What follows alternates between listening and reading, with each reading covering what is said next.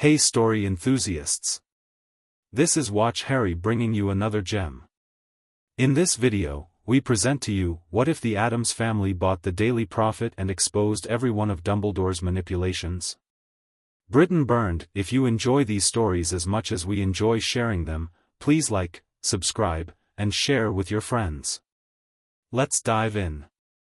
Chapter 1, Family Matters. The storm that raged outside the Addams mansion matched Morticia's mood perfectly. Lightning fractured the night sky as she stood in the attic, elegant fingers trailing over an ancient trunk she'd never noticed before. The family crest embossed on its surface, a raven clutching a wand, seemed to pulse with ancient magic. "Gomez, darling," she called, voice carrying despite its softness. "I believe I've found something interesting." Her husband appeared at her side with characteristic swiftness, a half-smoked cigar clenched between his teeth. His eyes widened at the trunk. "Great-Aunt Boudica's chest. I thought it was lost in the Great Fire of 1889. He knelt beside it, running his hands over the lock. "Legend says she was exiled from some secret society across the pond. Too extreme for them, if you can imagine." Morticia's perfect eyebrow arched. Too extreme for an Addams? How delightful. The lock snapped open at Gomez's touch, as if recognizing the family blood. Inside lay a trove of oddities, journals bound in materials neither wished to identify, vials of silvery substance that seemed neither liquid nor gas, and atop it all, a wand of blackthorn wood. "Mother will want to see this immediately," Morticia said, lifting a particularly weathered journal. When the family gathered in the drawing room, Fester perched on a medieval torture rack, Wednesday and Pugsley pausing their game of who can swallow the most dangerous object, and Grandmama hunched over the wand with gleaming eyes. Morticia began to read. "Expelled from Hogwarts School of Witchcraft and Wizardry this day for experiments deemed too disturbing even by black family standards. Fools. True magic embraces both light and dark. I shall take my knowledge across the ocean, where perhaps my descendants will appreciate the purity of my vision. Witchcraft and wizardry." Gomez leapt to his feet, performing an impromptu flamenco. "Cara mia, we have witches in the family tree. We have witches sitting right here," Grandmama cackled, sparks shooting from the wand she now clutched. "But this is different. This is organized magic, societies, schools, governments." Her eyes narrowed. "Hidden governments. A secret world." Fester's face lit up, almost literally. "Do you think they have their own taxes? Their own executions? Their own stock market? More importantly," Wednesday interjected, "their own methods of torture?" Pugsley nodded enthusiastically. "Do you think they turn people into frogs? Real frogs, not just the kind Grandmama makes for stew?" Morticia and Gomez exchanged looks of perfect understanding. "Children, I believe a family vacation is in order," Morticia announced. "To Britain. To reconnect with our roots," Gomez agreed. "To investigate this Hogwarts," Wednesday added. "To blow things up in a new country," Fester exclaimed. Lurch groaned from the doorway, already mentally packing the family's most necessary items, the portable electric chair, Cleopatra's favorite food, and of course, Thing's travel box. 3 weeks later, the Addams family swept through King's Cross Station like a beautifully macabre hurricane. Morticia glided in her floor-length black gown, drawing stares from every direction. Gomez strutted beside her in his pinstriped suit, occasionally kissing her arm when the British accents around them grew particularly thick. Wednesday and Pugsley followed, the former looking thoroughly unimpressed while the latter gleefully counted the number of people who crossed themselves at the sight of their procession. "Platform 9 3/4, Gomez announced, consulting Boudica's journal. "Apparently, we simply walk through the wall between platforms 9 and 10. How marvelously uncivilized. Not nearly as elegant as our catacomb entrance at home," Morticia observed, "but it has a certain, blunt charm." They watched as a family of redheads disappeared through the barrier, followed by a nervous-looking boy with taped glasses and a trunk. "That boy," Wednesday said suddenly, her voice even flatter than usual. "Something's wrong with him." Morticia's eyes sharpened. "Wrong how, darling?" "Not wrong like us," Wednesday clarified. "Wrong like a sapling grown in the dark. Twisted from what it should be." Gomez nodded sagely. "The Addams sense for the macabre never fails." Grandmama, who had been suspiciously absent for several minutes, reappeared with a newspaper clutched in her gnarled hands. "You'll want to see this. Their papers have moving pictures." The family crowded around the Daily Prophet.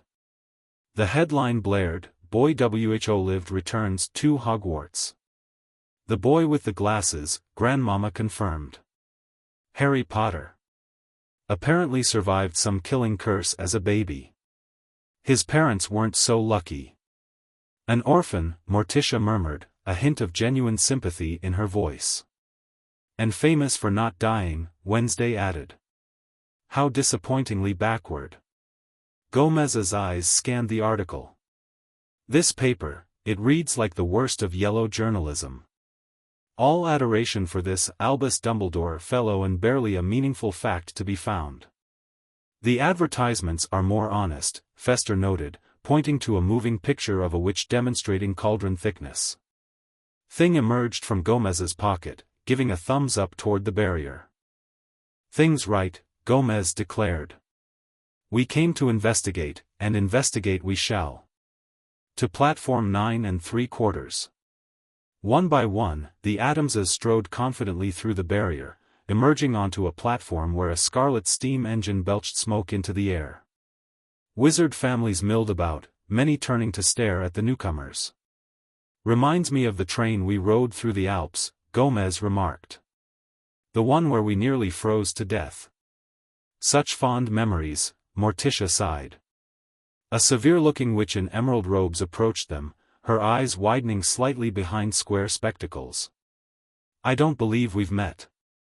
I'm Minerva McGonagall, Deputy Headmistress of Hogwarts. Are you, new parents?"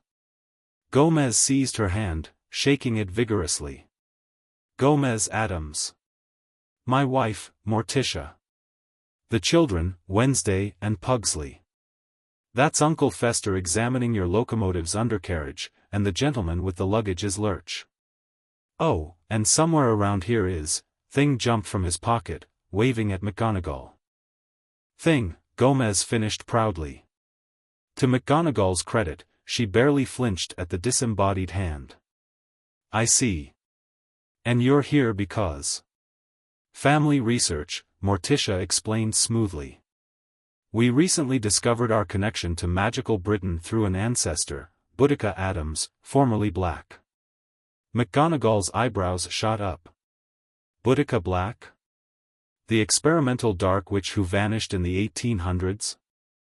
I read about her expulsion in Hogwarts, a history. You see?" Gomez beamed. "Family fame already. We're on a tour of magical Britain to reconnect with our roots. The children are particularly interested in educational institutions." Wednesday fixed McGonagall with her unblinking stare. "We want to see how Hogwarts compares to our homeschool curriculum of medieval torture techniques and experimental alchemy." McGonagall seemed to be reconsidering her approachable stance. "How industrious.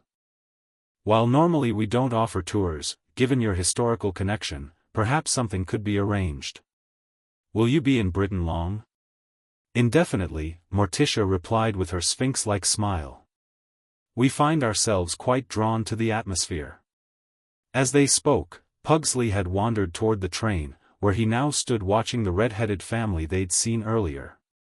The mother, a plump, kind-faced woman, was fussing over the boy with glasses. "Now remember, Harry dear, write if you need anything at all. Don't let those dreadful relatives of yours ruin your summer memories." The boy, Harry Potter, Pugsley presumed, nodded awkwardly, clearly uncomfortable with the attention. Pugsley sidled closer, pulling out one of his favorite pet spiders. "Want to see something cool?" he asked Harry.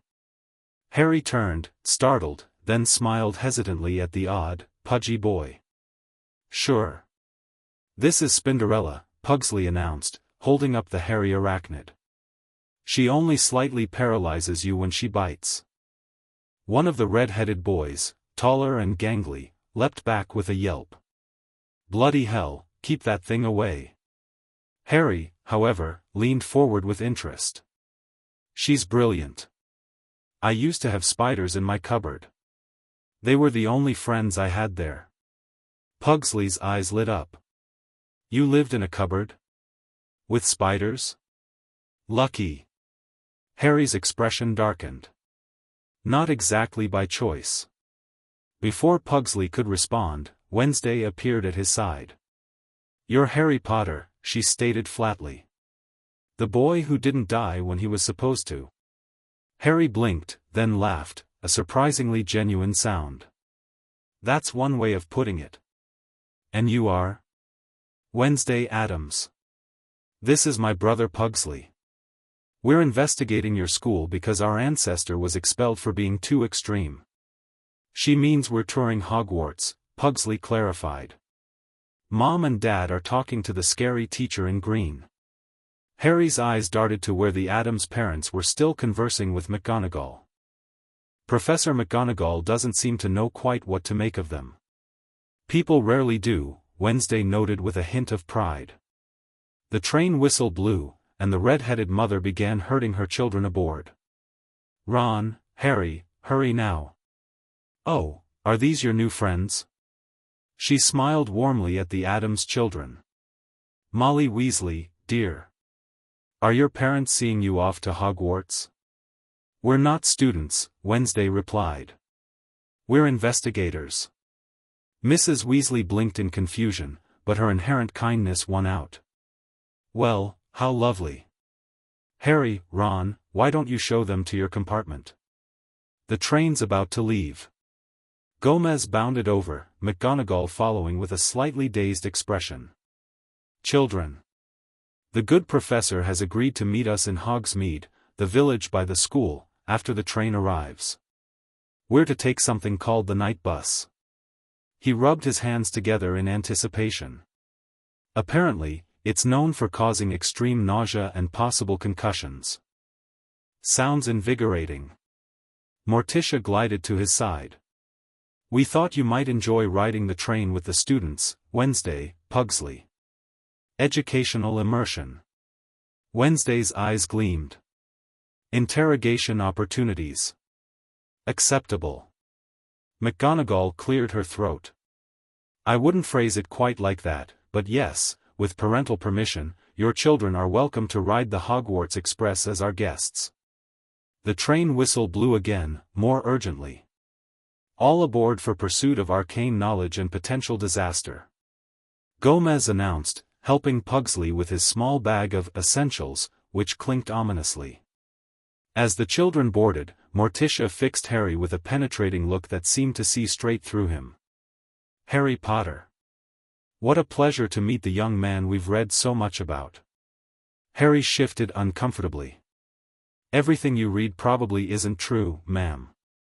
Oh, I'm counting on that, Morticia replied with a knowing smile. Truth is rarely found in newspapers, especially when they're written by the victors. The train began to move, and the Addams parents waved as Wednesday, Pugsley, Harry, and Ron found their compartment. Your parents are. Ron searched for a diplomatic word. Unusual? Harry suggested. We prefer authentically macabre, Wednesday corrected, settling into her seat with perfect posture. Pugsley dumped his bag on the floor, and something inside croaked ominously. Was that a toad? Ron asked nervously. Pugsley shrugged. Maybe now it is. As the train picked up speed, Harry found himself relaxing around these strange siblings.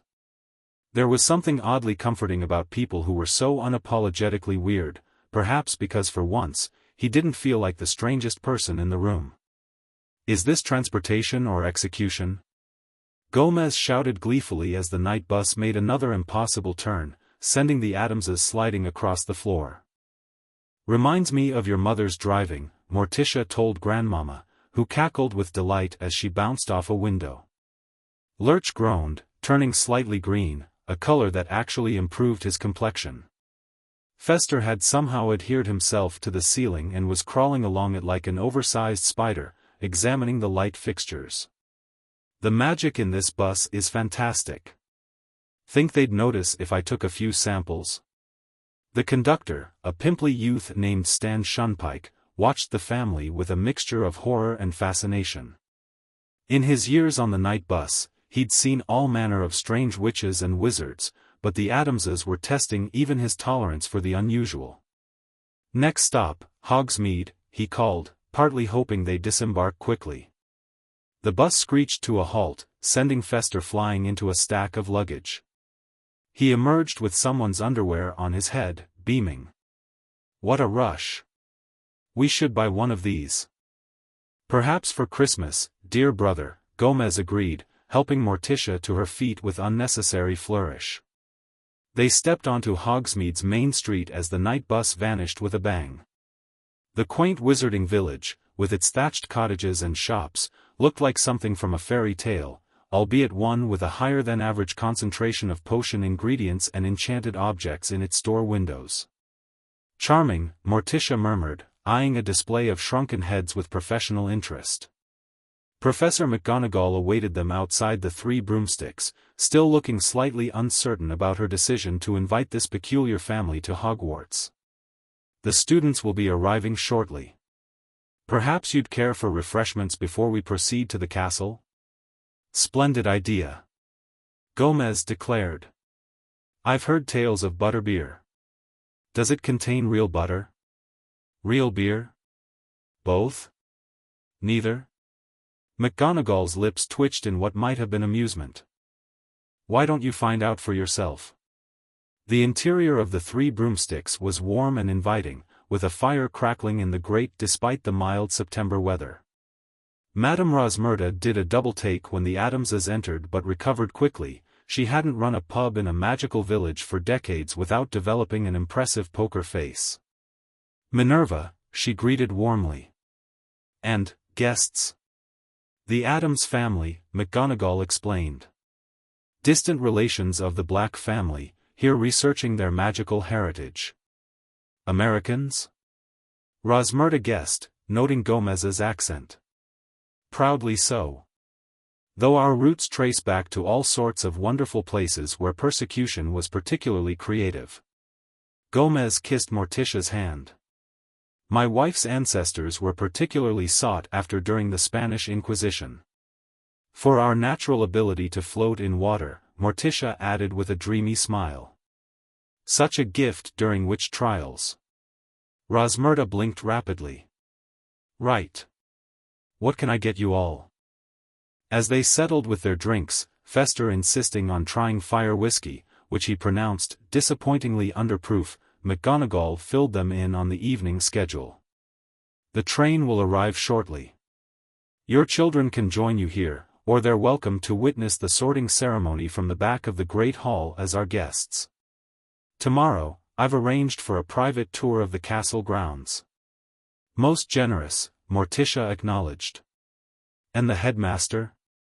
We've read so much about the esteemed Albus Dumbledore. McGonagall's expression grew guarded. The headmaster is quite busy with the start of term, but I'm sure he'll make time to greet you briefly. Busy man, Gomez mused, stroking his mustache. Running a school, advising the government, overseeing the wizarding courts, according to your newspapers, he's practically a one-man government. Albus wears many hats, McGonagall admitted stiffly. How uncomfortable that must be, Morticia commented. Especially when they don't complement each other. McGonagall was saved from responding by the arrival of Hagrid, whose massive frame barely fit through the pub door. The Furs years have arrived, Professor. He stopped short at the sight of the Addamses, his beetle-black eyes widening. Magnificent. Gomez leapt to his feet, extending his hand. You must have giant blood. We had a cousin with the same condition, grew to 14 feet before that unfortunate incident with the cathedral ceiling. Hagrid, unused to such enthusiastic reactions to his size, shook Gomez's hand carefully. "Rubeus Hagrid, keeper of keys and grounds at Hogwarts. You're the one who collected Harry Potter from his relatives," Grandmama observed shrewdly, studying him over her butterbeer. "The papers mentioned it." Hagrid beamed proudly. "I fetched him myself. Poor Tyke didn't know a thing about his parents or magic, those terrible muggles never told him nothin'." Morticia and Gomez exchanged meaningful looks. "Nothing about his heritage?" Morticia questioned. "How curious. Was that by design or neglect, I wonder?" Hagrid's expression darkened. "Dumbledore had his reasons for placin' him there, I'm sure, but between you and me, they're the worst sort of muggles. Kept the boy in a cupboard, they did." "A cupboard?" Morticia's voice remained calm, but her eyes flashed dangerously. "How long was the child kept in this cupboard?" 10 years, from what I gather," Hagrid said, his own indignation evident. "Called our kind freaks, they did. Tried to stamp the magic out of him." "And the esteemed headmaster was aware of these conditions?" Gomez inquired, his usual boisterous tone subdued. McGonagall shifted uncomfortably. "Albus assured us Harry was safe." Grandmama cackled. "There's a world of difference between not dead and well cared for, dearie." An awkward silence fell over the table, broken only when Thing tapped out a message on the wooden surface. Gomez nodded at the disembodied hand. "Thing makes an excellent point. We should continue this discussion after meeting the children. The train must have arrived by now." Outside, carriages pulled by skeletal, winged horses were making their way toward the castle. "Ah, Thestrals!" Grandmama exclaimed. "Haven't seen one since the Great War." McGonagall looked surprised. "You can see them?" The Addamses exchanged bemused glances. "Of course," Morticia replied. "Can't everyone?" "Only those who have witnessed death," McGonagall explained quietly. Gomez chuckled. "Well, that explains it. Death is practically family." As they walked toward the castle, Lurch groaned questioningly, pointing toward a formidable-looking building on a nearby hill. "That's the Shrieking Shack," Hagrid explained. "Most haunted building in Britain, they say. Everyone stays well away." The Addamses stopped in their tracks, looking offended. "Most haunted, and you don't even visit?" Fester asked incredulously. "It's practically a historical landmark," Gomez added. "We must remedy this cultural oversight immediately," Morticia declared. McGonagall cleared her throat. "Perhaps another time. The sorting is about to begin, and I believe your children would appreciate your presence." With clear reluctance, the Addams adults continued toward Hogwarts, though Fester kept glancing back longingly at the shack.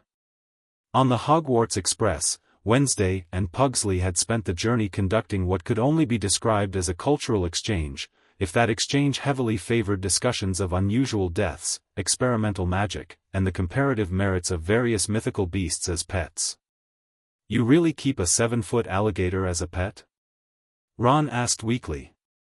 "Snappy is practically a brother to us," Pugsley confirmed, unwrapping what appeared to be a sandwich filled with something green and pulsating.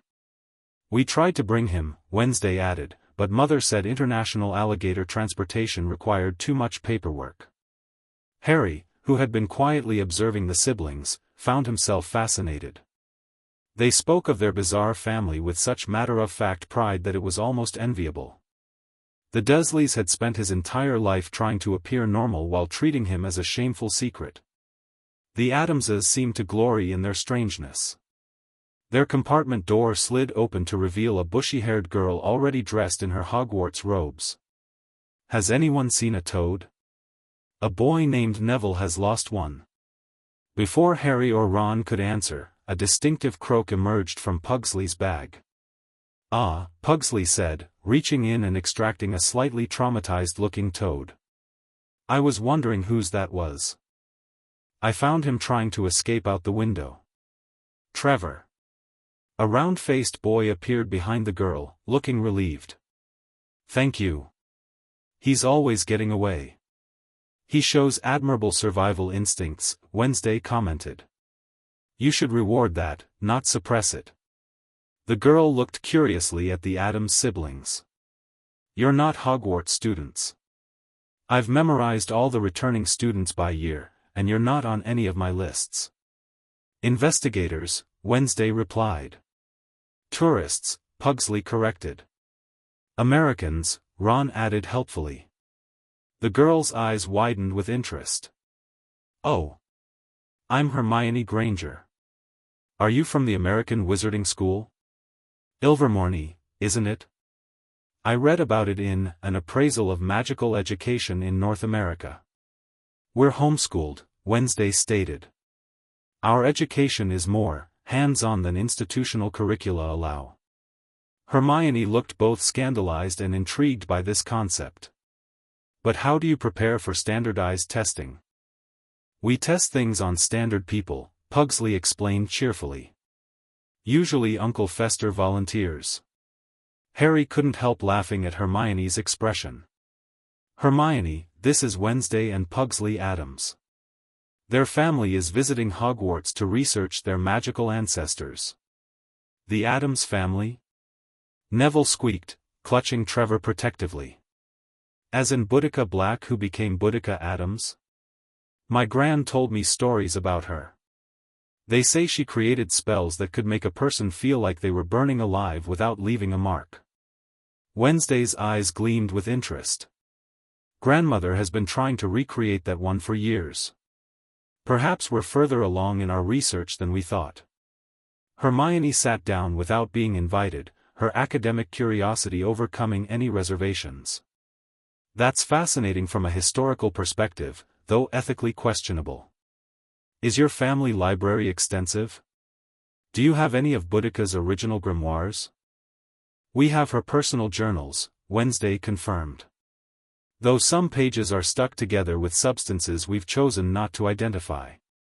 As the train neared Hogsmeade, their compartment had become crowded with curious students.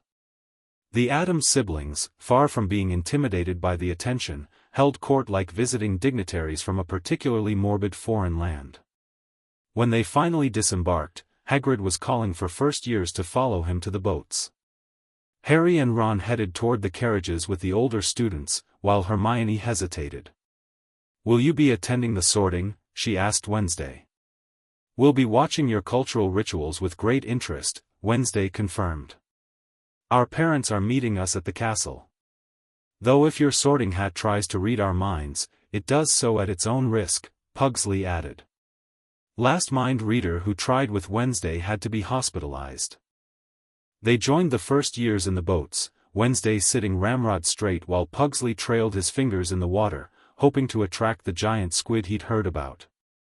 When they caught their first glimpse of Hogwarts Castle, towers and turrets silhouetted against the darkening sky, even Wednesday looked momentarily impressed. Acceptable, she declared. Though it could use more gargoyles. The Great Hall was everything the books described, enchanted ceiling mirroring the night sky, thousands of floating candles, for long house tables filled with students. The Addams family stood at the back, drawing curious stares and whispers. Magnificent. Gomez declared, gesturing expansively. The perfect blend of grandeur and impending doom. Rather like our ballroom during the annual séance. Morticia studied the staff table with particular interest. That must be the famous Dumbledore. Albus Dumbledore sat in an ornate chair at the center of the table, resplendent in purple robes spangled with silver stars. His long white beard and half-moon spectacles completed the image of the wise, benevolent wizard celebrated in the papers. He certainly looks the part, Grandmama muttered. Too perfectly, if you ask me. As McGonagall led the first years to the front of the hall, Wednesday and Pugsley rejoined their family. The hat sings, Wednesday reported flatly. And they let it decide children's educational futures. Outsourcing to haberdashery, Gomez nodded. Novel approach to career counseling. The sorting proceeded with all its traditional ceremony. The Addamses watched with varying degrees of interest as children were assigned to their houses. Fester particularly enjoyed the way the Slytherin table cheered when they received a new member, such healthy bloodthirst in one so young. When Harry's friends were sorted, Hermione to Gryffindor after a surprisingly long deliberation, and Ron joining her there, Morticia noted the way Dumbledore's eyes followed Harry with particular intensity. "He watches the boy like a chess master eyeing a crucial piece," she murmured to Gomez. "Not like a guardian concerned for a child," Gomez agreed soberly. After the sorting concluded and the feast appeared on the tables, prompting Grandmama to critique the cooking techniques to anyone who would listen, Dumbledore finally approached their group. "Welcome to Hogwarts," he greeted them warmly, blue eyes twinkling. "Minerva tells me you're descendants of Boudica Black. A remarkable witch, though perhaps a bit ahead of her time." "Ahead of her time is the family motto," Gomez replied cheerfully, shaking Dumbledore's hand with vigor. "Along with sic gorgiemus allos subjectatos nunc, we gladly feast on those who would subdue us." If Dumbledore was taken aback, he hid it well. "Fascinating. And you've come to reconnect with your magical heritage?" "We've come for the truth," Wednesday stated bluntly. Dumbledore's smile didn't falter, but something flickered behind his eyes. "Truth is a beautiful and terrible thing, and should therefore be treated with great caution." "We disagree," Morticia replied smoothly. "In our experience, truth is simply truth. It's the lies surrounding it that cause the damage." An almost imperceptible tension entered Dumbledore's posture. "A philosophical perspective worth discussing further, perhaps. I understand you'll be touring the castle tomorrow." "Professor McGonagall has been most accommodating," Gomez confirmed. "We're particularly interested in the library. Family research, you understand." "Of course. Our librarian, Madame Pants, will be happy to assist you." Dumbledore's gaze swept over them. "Though I should mention that certain sections are restricted for the safety of our students." "Safety is always relative," Grandmama cackled. "My best potions came from ingredients that nearly killed me 3 times before breakfast." Dumbledore's smile tightened almost imperceptibly. "Indeed. Well, I must see to my students. Enjoy your stay at Hogwarts, and do let me know if you need anything." As he returned to the staff table, Fester leaned into the family huddle. "He's hiding something." Nobody's eyes twinkle that much naturally.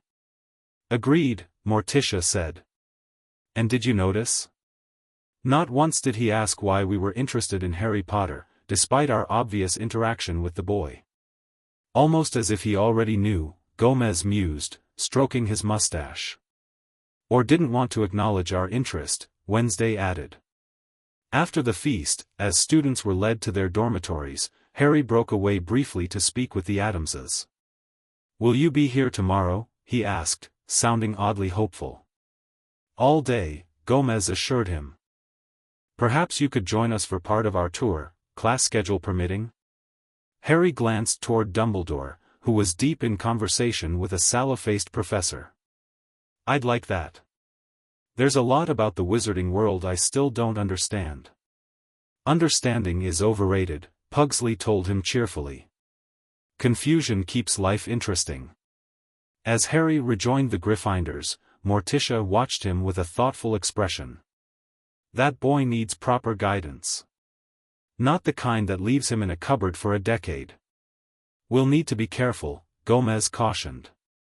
"This Dumbledore fellow clearly has the entire wizarding world wrapped around his finger." "Then it's fortunate we're not part of this world," Morticia replied with a dangerous smile. "Not yet, anyway." They were escorted to guest quarters in a tower overlooking the lake, where Lurch unpacked their belongings with his usual efficiency. As the castle settled into nighttime silence, the Addamses gathered to compare notes on their observations. "The school itself is impressive," Gomez admitted. "Though the staircases could use more trapdoors." "The children seem adequately nourished," Grandmama noted, though their diets lack the essential nude eyes and bat spleens growing children need. The professors are hiding things, Wednesday stated flatly. The one in black watches Harry like he's contemplating slow poison. And yet, Morticia observed, the true power here lies with Dumbledore. Every staff member defers to him, the students revere him, and according to the Daily Prophet we purchased, the government considers him indispensable. Too many titles, Fester agreed.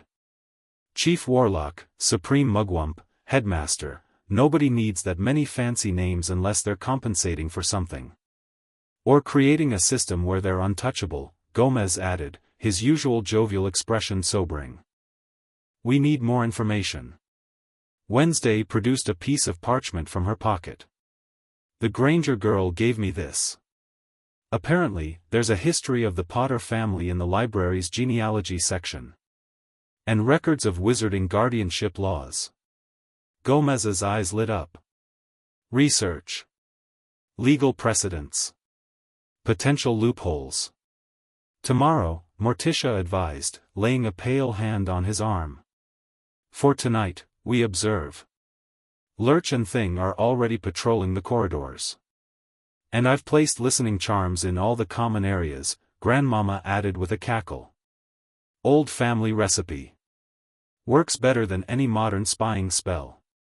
As the family retired for the night, Fester declaring his intention to sleep hanging upside down from the canopy of his four-poster bed, Morticia paused by the window, gazing out at the moonlit grounds of Hogwarts. What are you thinking, cara mia? Gomez asked, joining her. I'm thinking, she replied softly, that young Harry Potter has been manipulated since infancy. And I'm wondering what else in this perfect magical world isn't what it seems. Gomez kissed her hand fervently. We'll find out. The Addams family always uncovers the truth, no matter how deeply buried. And then, she inquired, though her slight smile suggested she already knew the answer. And then, Gomez declared, eyes gleaming with purpose, we do what Addamses have always done when confronted with injustice. Morticia's smile widened. We burn it all down and dance in the ashes. Precisely, my love. Precisely. The following morning brought revelation after revelation. While McGonagall led the adult Addamses on their official tour of the castle, Wednesday and Pugsley had been granted permission to observe Harry's classes, ostensibly as part of their educational research. In potions, they watched as Professor Snape subjected Harry to immediate and seemingly personal hostility. When the hook-nosed professor paused in his tirade to acknowledge the observers at the back of his dungeon, Wednesday fixed him with her unblinking stare. Your targeting technique shows promise, she commented flatly, but lacks the elegance of true psychological warfare. Snape's nostrils flared dangerously. And what would a child know of such matters? I've been conducting psychological experiments since infancy, Wednesday replied without emotion. My first subject was permanently traumatized at 6 months. She means our cousin What, Pugsley explained. He still can't be in the same room as a rubber duck. Snape seemed momentarily thrown off his stride, no small accomplishment, before returning his attention to the class, though his treatment of Harry noticeably moderated. In the library during lunch period, Hermione found them surrounded by genealogy texts and legal tomes. What are you researching? She asked, her academic curiosity overcoming her hesitation around the strange siblings. Magical guardianship laws, Wednesday replied without looking up from Ancestral Protections and Blood Wardry, a complete history. Harry Potter's Family Connections, Pugsley added, flipping through a massive book titled Sacred 28 and Other Notable Wizarding Lineages. Hermione's eyes widened. Why Harry specifically? Because, Wednesday said, finally looking up, someone with significant power has systematically isolated him, controlled his information access, and placed him in an abusive environment. We find that intriguing. And by intriguing, she means suspicious and worthy of investigation, Pugsley clarified, marking a page with what appeared to be a preserved spider. Hermione glanced nervously over her shoulder. Are you talking about Professor Dumbledore? Because he's the greatest wizard of the age, everyone says so. Everyone said the Earth was flat once, Wednesday observed. Group delusion is surprisingly common in isolated societies. But, Hermione began. You're intelligent, Wednesday interrupted. You value knowledge and facts. So tell me this, what actual evidence do you have of Dumbledore's benevolence toward Harry Potter? Not assumptions, not reputation, evidence. Hermione opened her mouth, then closed it again, her brow furrowing in concentration. Well, he brought Harry to Hogwarts. Hagrid did, Pugsley corrected. On Dumbledore's orders, yes, but only after Harry's Hogwarts letters were being systematically intercepted and destroyed. And he ensured Harry was raised safely after his parents died. Hermione tried again. Wednesday raised a single eyebrow. In a cupboard under the stairs? With people who called him a freak and denied him knowledge of his heritage? Is that true? Hermione whispered, horrified. Ask him yourself, Wednesday suggested, nodding toward the library entrance where Harry had just appeared. As Harry approached their table, Hermione stared at him with new eyes. Harry, did you really live in a cupboard? Harry froze, then shot an accusing look at the Addams siblings. You told her? We merely confirmed facts already in circulation, Wednesday replied calmly. Information control is the first step in manipulation. I don't understand what that has to do with, Harry began, but Pugsley cut him off. Did you know you have multiple properties in your family name? And a seat on the wizarding government? And a family vault that's different from your trust vault? Harry stared at him. What? No, I only have my school vault that Hagrid showed me. Interesting, Wednesday commented, though her flat tone suggested she'd expected this answer. And who is your magical guardian? The person responsible for managing these assets until you come of age? I don't know, Harry admitted. The Dursleys are my guardians, but they're not magical. In the wizarding world, an orphaned magical child must have a magical guardian, Hermione recited, as though reading from a textbook. It's basic magical law. Without one, Harry wouldn't have been able to attend Hogwarts without ministry intervention. According to these records, Wednesday said, tapping a heavy ledger, the Potter family magic recognized James and Lily Potter as your parents, with Sirius Black named as godfather, a magically binding position. However, Sirius Black is currently in Azkaban prison. For betraying my parents to Voldemort, Harry said bitterly. Allegedly, Pugsley corrected. There's no record of a trial in the legal proceedings we found. That's impossible, Hermione protested. Nobody goes to Azkaban without a trial.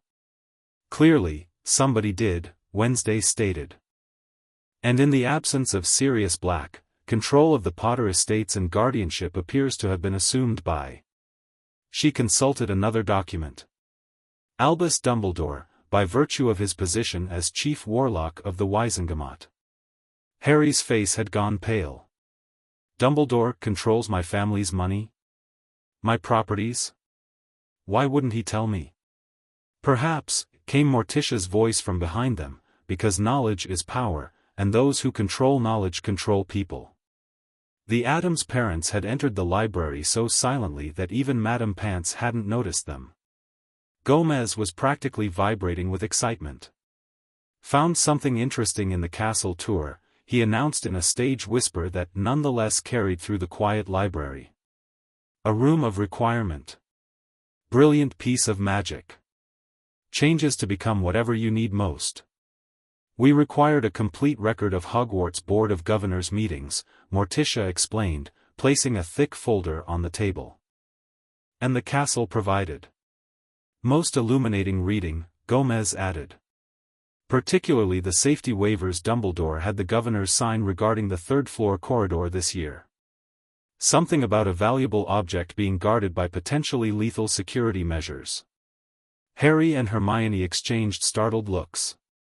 The forbidden corridor, Harry murmured. Dumbledore announced it at the feast, said it was off-limits unless we wanted to die a most painful death. Morticia's perfect eyebrow arched. He announced lethal danger to a school full of children? How provocative.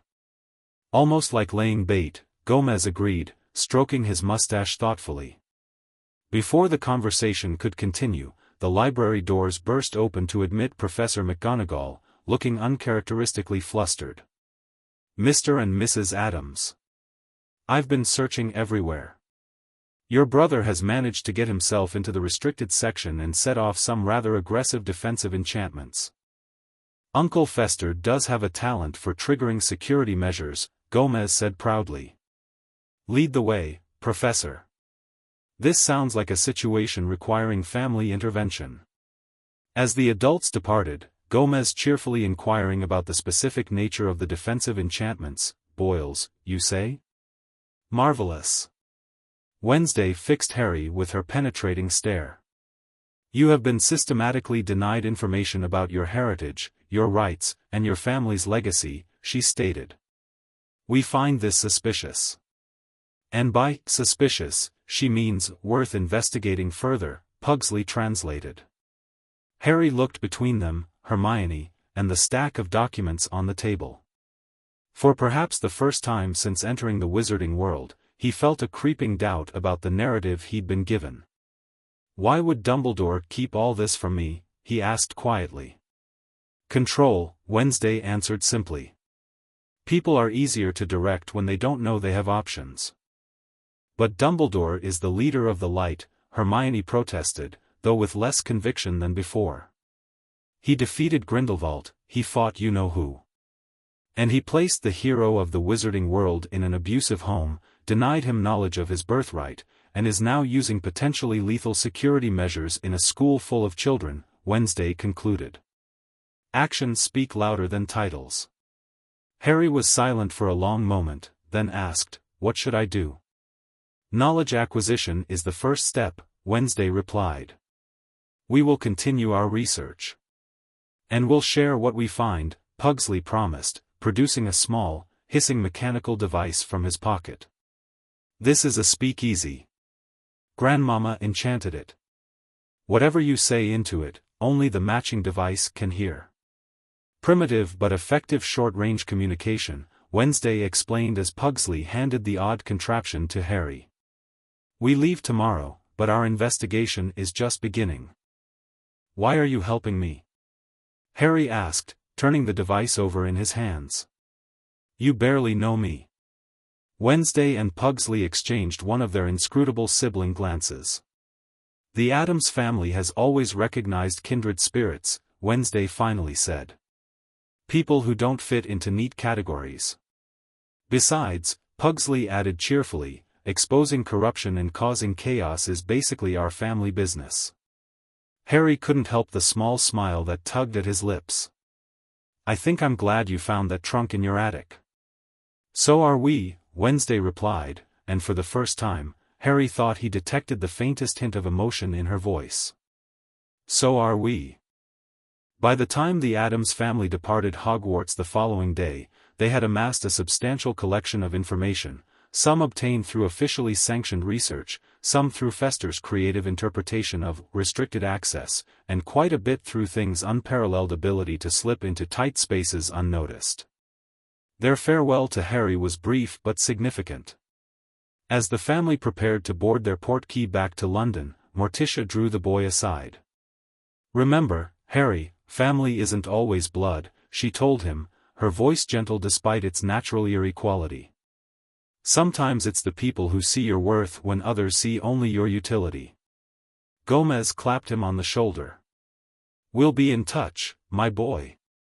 The Addamses have a long tradition of adopting strays who turn out to be the most interesting members of the family.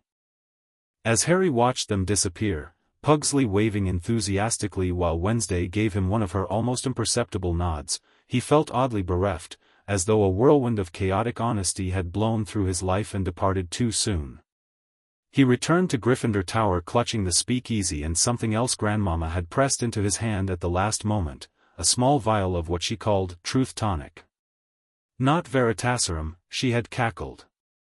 Much more interesting. One drop in someone's drink, and they'll tell you exactly what they think of you without even realizing they're spilling secrets. Use wisely. Meanwhile, in the Three Broomsticks, the Addams family gathered for one final butterbeer before their journey home. Phase 1 complete, Gomez announced, raising his mug.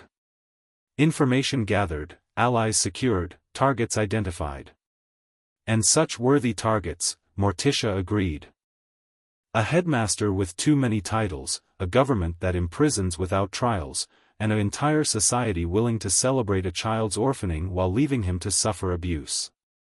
What's phase 2, mother? Wednesday asked, stirring her butterbeer with what appeared to be a desiccated finger bone.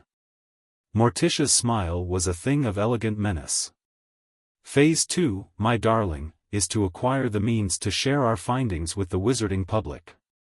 A platform from which the truth cannot be ignored or suppressed. The newspaper, Pugsley realized. The Daily Prophet. Precisely, Gomez confirmed. I've already contacted their owner. It seems the paper has been struggling financially since the end of the war. A generous offer from a wealthy foreign investor might be most welcome. And if not, Fester added with a gleeful cackle, there's always more, persuasive methods. Now, brother, Gomez chided. We're businesspeople first, anarchists second. Let's try the conventional approach before we resort to explosives. Grandmama snorted into her fire whiskey. You're just saying that because Morticia made you promise not to blow anything up on this trip. A promise I've kept with great personal sacrifice, Gomez confirmed, kissing Morticia's hand fervently. But once we're back in London, all bets are off. Lurch groaned questioningly, and Thing tapped out a message on the table. Excellent points, both of you, Morticia acknowledged. We'll need local allies, and a secure base of operations. I hear Black family properties are sitting empty, what with the last heir in prison without trial, Gomez mused. And as distant relatives. We might have a legitimate claim, Morticia finished. Worth investigating. As they finalized their plans, none of them noticed the beetle perched on a nearby curtain, its antennae quivering with interest at every word exchanged. Rita Skeeter had just stumbled upon what might be the most explosive story of her career, if she could figure out exactly what these bizarre Americans were planning and who might pay the most for the information. Back at Hogwarts, Albus Dumbledore sat in his office, fingers steepled beneath his chin as he contemplated the visit from the Addams family. Something about them disturbed him deeply, their questions too pointed, their interest in Harry Potter too keen, their sudden appearance too coincidental. What do you make of them, Severus? He asked the potions master, who stood by the window with his customary scowl. Dangerous, Snape replied flatly. The parents are more intelligent than they pretend, the grandmother knows dark magic I've never encountered, and the children. He suppressed a shudder. The girl especially. She has the eyes of a natural legilimens, and she's not afraid to use the ability. Dumbledore nodded slowly. They've been asking questions. About Harry's guardianship, about Sirius Black's imprisonment, about the protections on the 3rd floor. You think they suspect? I think, Dumbledore said carefully, that they represent an unknown variable. And in the delicate game we're playing, unknown variables can be disastrous. Should they be dealt with? Snape asked, his tone making the euphemism clear. Dumbledore considered this for a long moment, then shook his head. Not yet. They're returning to America, according to Minerva. Let's hope they stay there, their curiosity satisfied. But as he spoke, a small silver instrument on his desk began to whir and emit puffs of purple smoke, an alert that someone was attempting to access information about the Potter accounts at Gringotts. The Addamses, it seemed, were not going quietly into the night. And in London, as the family checked into the leaky cauldron for their extended stay, Gomez was already drafting an offer for the purchase of the Daily Prophet that would be very difficult for its financially strained owners to refuse. Tell me, Cara mia, he asked Morticia as they prepared for bed, do you think we should retain the current staff or bring in fresh blood? Morticia smiled, her eyes gleaming in the candlelight. A bit of both, I think. Keep enough familiar faces to maintain credibility, but add new perspectives to shake things up. And a new editorial direction, Gomez added, grinning. Something with a bit more bite. Truth is always the sharpest blade, Morticia agreed. And it seems magical Britain is long overdue for some necessary cutting. As they settled into bed, Gomez wrapped an arm around his wife's waist. Do you think we're overstepping, Cara? Interfering in another country's affairs? Morticia turned to face him, her expression serious. When a child is locked in a cupboard for 10 years by the supposed champion of the light, all while being celebrated as a savior by a society that never checked on his welfare, interference isn't just justified, it's mandatory. Gomez kissed her passionately. Your moral clarity inflames me, cara mia. Later, mon cher, she promised, returning the kiss before pulling away slightly. First, we have a newspaper to buy, a wrongfully imprisoned man to free, and a manipulative headmaster to expose. The Addams family against the wizarding establishment, Gomez sighed happily. It's going to be magnificent chaos. Complete pandemonium, Morticia agreed with a rare, full smile. Britain won't know what hit it, Gomez promised. And outside their window, a storm began to brew over London, nature itself responding to the Addams family's arrival and the upheaval they were about to unleash on an unsuspecting magical world.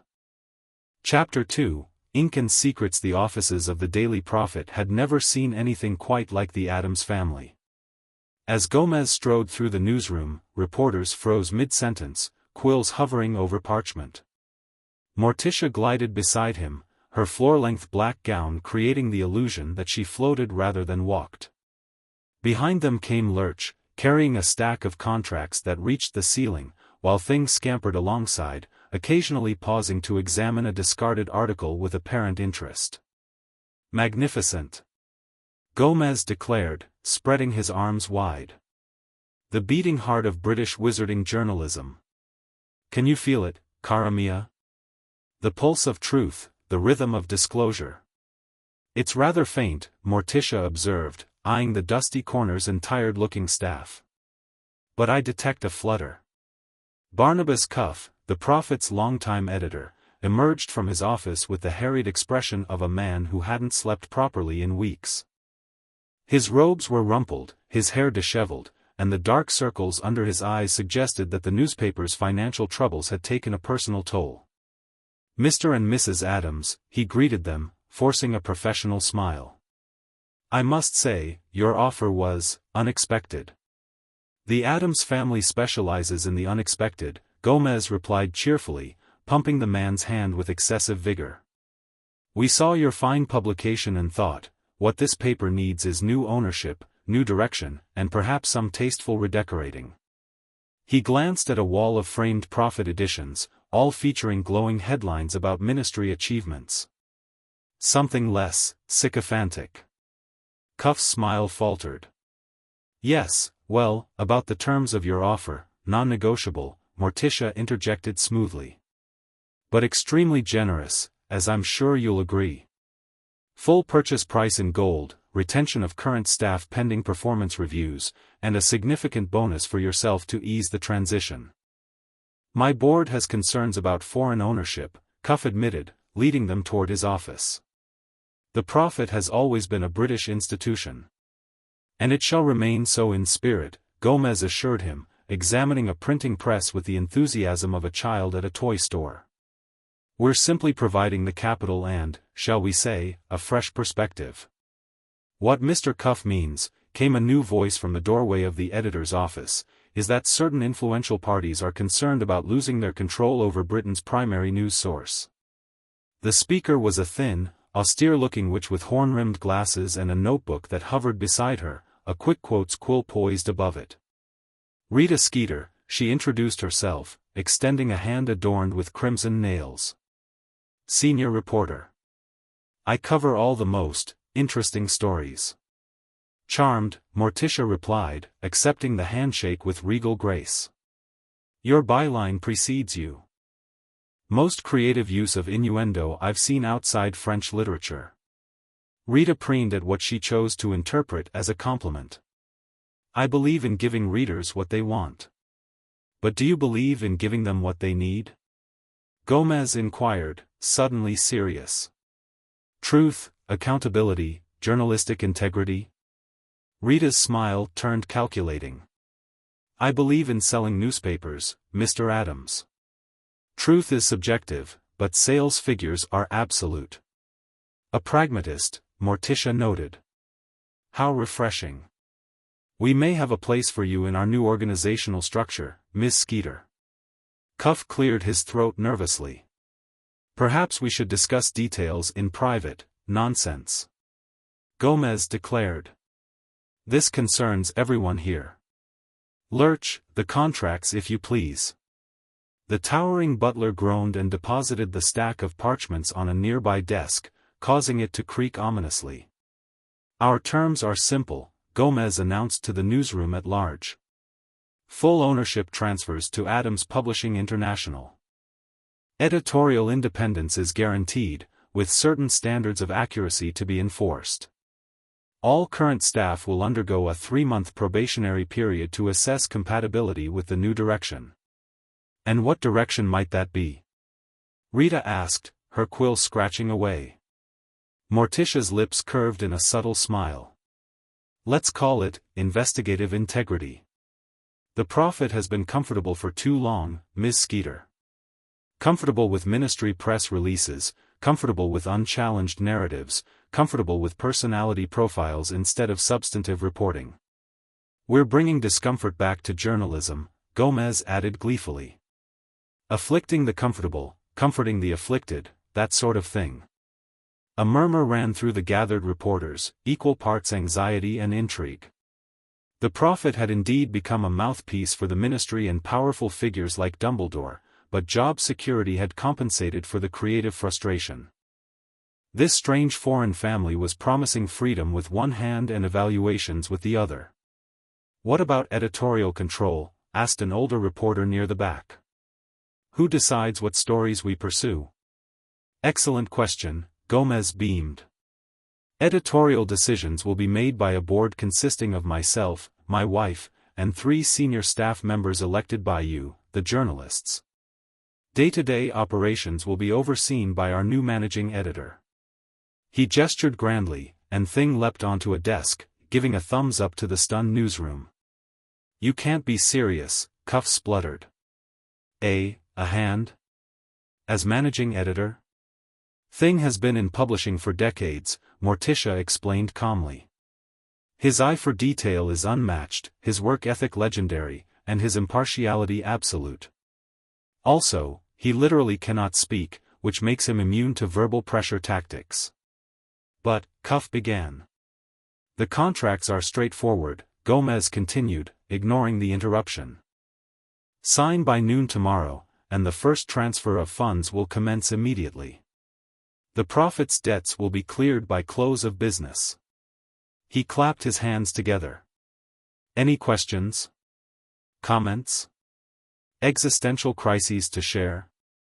The newsroom remained stunned into silence, except for Rita Skeeter, whose quill was practically smoking with the speed of its note-taking. Well then, Morticia concluded, we'll leave you to discuss among yourselves. Thing will remain to answer any specific inquiries. She paused, then added, he communicates through Morse code and interpretive finger movements. I'm sure you'll adapt quickly. As the Addamses swept out of the building, Lurch pausing to straighten a crooked picture frame with surprising gentleness, the reporters erupted into frantic conversation. They're mad, Cuff declared, collapsing into a chair. Completely mad. Rita Skeeter watched the retreating family through the window, her expression calculating. Perhaps, she mused, but their gold is real enough. And madness might be exactly what this paper needs. Thing, now perched on the editor's desk, gave her a thumbs up that felt unnervingly like approval. In the Leaky Cauldron's private dining room, the rest of the Addams family awaited the return of Gomez and Morticia. Grandmama had commandeered a corner table where she consulted with a goblin representative from Gringotts, while Wednesday and Pugsley entertained themselves by adding mysterious ingredients to the salt and pepper shakers. The family connection to the Black estate is tenuous but legitimate, the goblin was explaining, examining a complicated family tree spread across the table.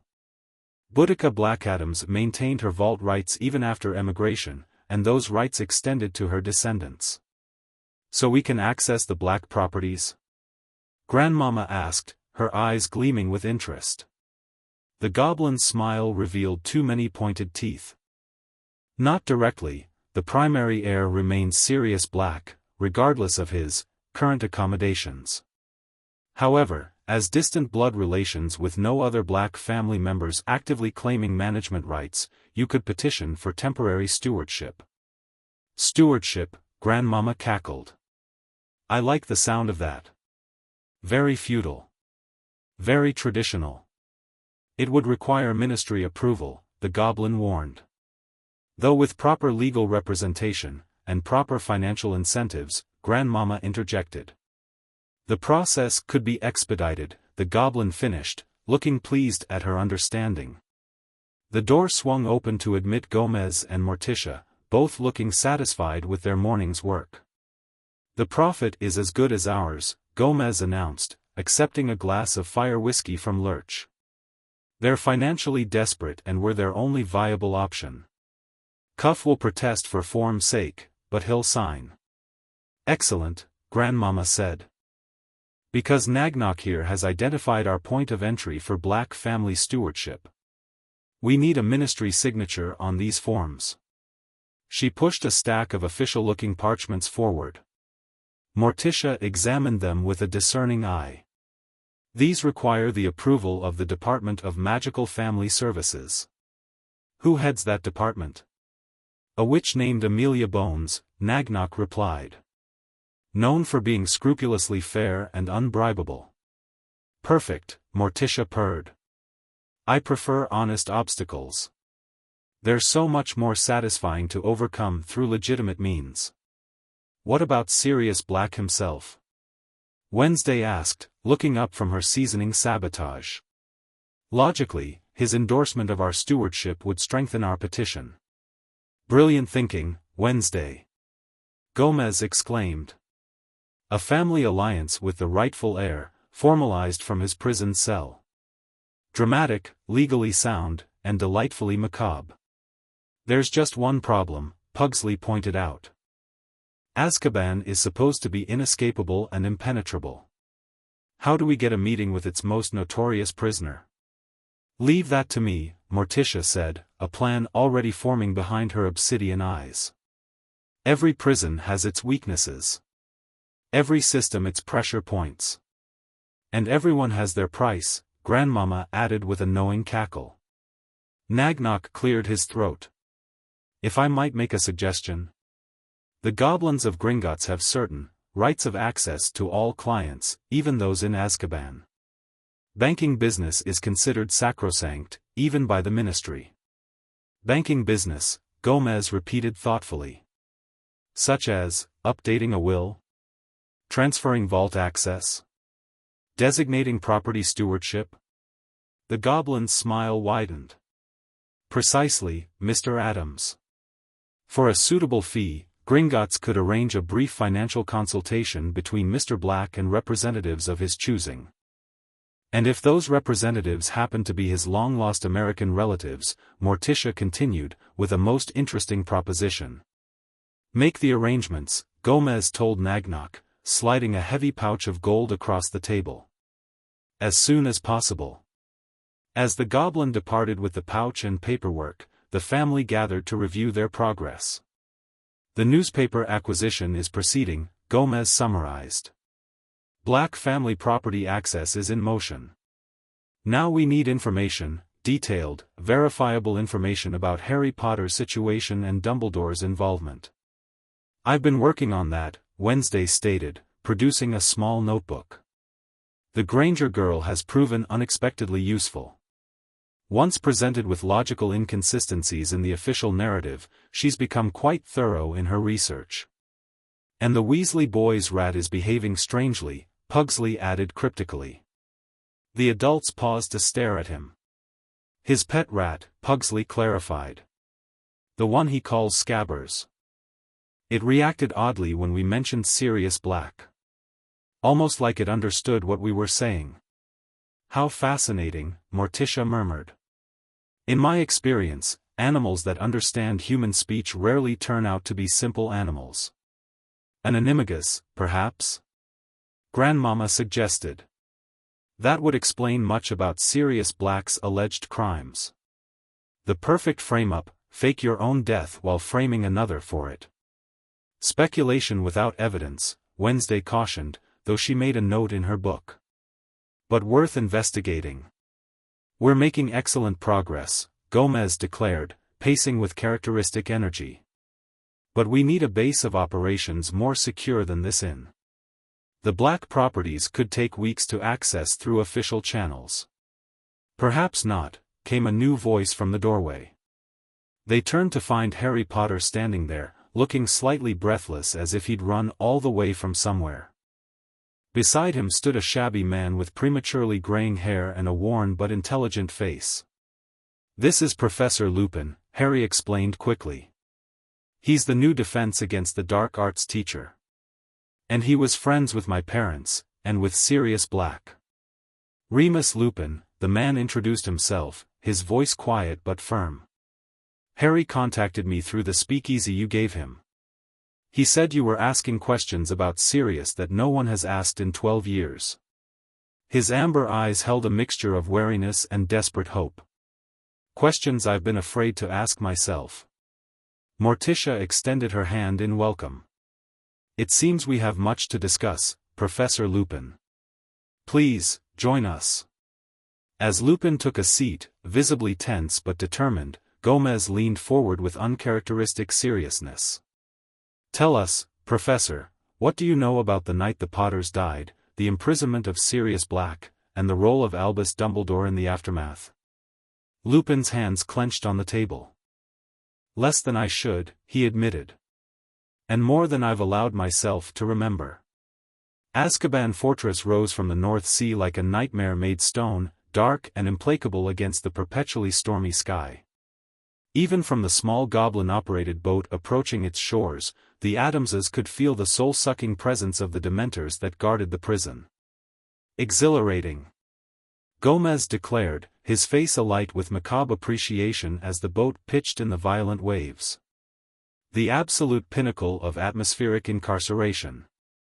The architectural manifestation of despair. Beside him, Morticia's expression was more contemplative as she studied the dark shapes floating around the prison's perimeter. The Dementors are fascinating creatures. Neither living nor dead, feeding on happiness and leaving only despair. Rather like my cousin Ophelia's cooking. The goblin escort, Gornik, looked at them with newfound respect. Most visitors to Azkaban were physically ill long before reaching the shore, yet these strange Americans seemed to be drawing energy from the oppressive atmosphere. You understand, he reminded them, that this visit is officially for financial purposes only. The ministry has approved a 1-hour consultation regarding the Black family vaults and properties. Of course, Morticia agreed smoothly. Strictly business. Though if our poor, wrongfully imprisoned relative wished to discuss other matters during our allotted time, Gomez added with a wink, who are we to refuse family conversation? Gornik's expression remained professionally neutral, though a glint in his eye suggested a certain appreciation for their approach. As Gringotts representatives, we are concerned solely with financial matters. What clients discuss during consultations is protected by Goblin-client confidentiality. A most admirable policy, Morticia praised. As their boat docked at the small, grim jetty, they were met by 2 human guards who looked thoroughly miserable in their posting. The Dementors hovered at a distance, seemingly held back by the silvery fox Patronus one guard maintained with visible effort. Gringotts representatives, Gornik announced formally, presenting a parchment bearing elaborate seals. and family consultants for prisoner Black. The guards examined their documentation with suspicious eyes. Americans? One asked, taking in their distinctive appearance. Distant relatives of the Black family, Gomez confirmed cheerfully. Here to discuss inheritance matters. Fascinating architecture you have here. The despair is simply palpable. Do you offer guided tours of the torture chambers? The guards exchanged uneasy glances. Just follow the protocol, the senior one muttered. 1 hour. No wands. No physical contact with the prisoner. A Dementor will remain outside the consultation room. Delightful, Morticia murmured, surrendering her wand with elegant grace. They were led through a series of heavy doors and down corridors that grew progressively damper and colder. Even Gomez's irrepressible enthusiasm dimmed somewhat as they passed cells containing hollow-eyed prisoners who moaned or muttered to themselves. The Dementor's effect was evident in every sunken face and trembling hand. Maximum security, their guide announced finally, unlocking a door reinforced with magical wards. The prisoner will be brought in momentarily. The consultation room was Spartan, a simple table, 4 chairs, and walls of rough stone that wept moisture. A small barred window high in one wall provided the only natural light, a thin shaft that did little to dispel the gloom. Homey, Gomez commented, though with less vigor than usual. Reminds me of Great Aunt Slaughter's meditation chamber. Morticia laid a comforting hand on his arm, her eyes conveying silent understanding. Even for the Addamses, Azkaban's atmosphere was oppressive, not because of its macabre qualities, which they would normally appreciate, but because of the profound wrongness of the suffering it contained. Remember why we're here, she murmured. Gomez nodded, straightening his posture and adjusting his tie. Family duty. Justice. And a little creative chaos. The door scraped open, and 2 guards entered, flanking a tall, emaciated man with matted black hair that hung to his elbows. His prison uniform hung from his skeletal frame, and his eyes burned with a feverish intensity in his gaunt face. Despite 12 years of imprisonment, something aristocratic remained in his bearing, a defiance that Azkaban had failed to crush. Sirius Black, Gornick announced formally. Gringotts has approved this consultation regarding your estates and inheritance. These are Gomez and Morticia Addams, representatives of the American branch of the Black family. The guard secured Black to his chair with magical restraints, then retreated to the doorway. 1 hour, they reminded before exiting, leaving a single Dementor floating just outside the partially open door. For a long moment, Sirius stared at his visitors with obvious confusion. When he spoke, his voice was raspy from disuse. I don't understand. I have no family left who would acknowledge me, let alone American relatives. Boudica Black, Morticia explained gently. Your great-great-grandfather's sister. She emigrated to America after being expelled from Hogwarts for experimental magic the family found excessive. A spark of recognition flashed in Sirius's hollow eyes. Boudica the Bizarre. My mother used her as a cautionary tale, the Black who was too extreme even for our family. His cracked lips formed something approximating a smile. I always liked those stories best. She married Thaddeus Addams and established our branch of the family, Gomez continued, watching Sirius carefully. We recently discovered our magical connection and came to Britain to explore our heritage. Sirius's gaze sharpened with suspicious intelligence that belied his ragged appearance. And you just happen to discover this connection now? After I've been conveniently imprisoned for 12 years? Convenient for whom, I wonder? Morticia responded, her voice silky with implication. Sirius went very still, studying them with new intensity. What exactly do you want from me? Gomez glanced at the door, where the Dementor hovered just outside hearing range, then leaned forward. Officially, we're here to discuss Black family properties and a potential stewardship arrangement until your situation is resolved. Unofficially, Morticia continued in a near whisper, we're here because we've met Harry Potter." The change in Sirius was electric. He lunged forward as far as his restraints would allow, eyes suddenly burning with desperate intensity. "Harry? You've seen Harry? Is he all right? Does he know about me?" "He knows you were his parents' friend," Gomez confirmed. "And that you were imprisoned without trial. He knows little else, a pattern of information suppression we find concerning. We also know," Morticia added, holding Sirius's gaze, "that Peter Pettigrew may not be as dead as commonly believed." Sirius's face contorted with a mixture of rage and vindication. "Pettigrew," he spat. "The rat. He betrayed them, not me. He was their secret keeper, not me. We switched at the last minute, thought it was the perfect bluff." His laugh was a hollow, broken sound. "Nobody would suspect weak, talentless Peter." "The rat," Morticia repeated thoughtfully. "An interesting choice of words.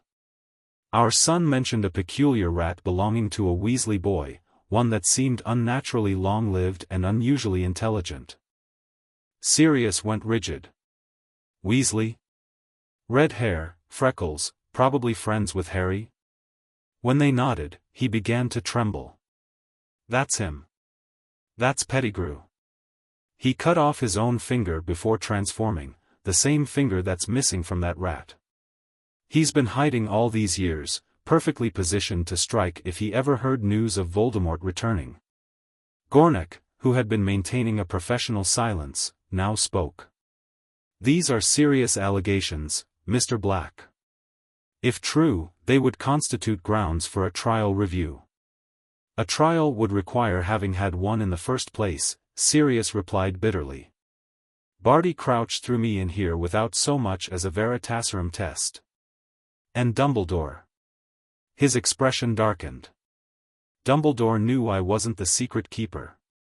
He cast the Fidelius charm himself. He had to know." Morticia and Gomez exchanged significant looks. "Most illuminating," Morticia murmured. "Dumbledore also placed Harry with Lily's sister and her husband," Gomez added carefully. "Against James and Lily's expressed wishes in their will." "Petunia?" Sirius looked horrified. "That magic-hating shrew and her walrus husband? James specifically said Harry was never to go there.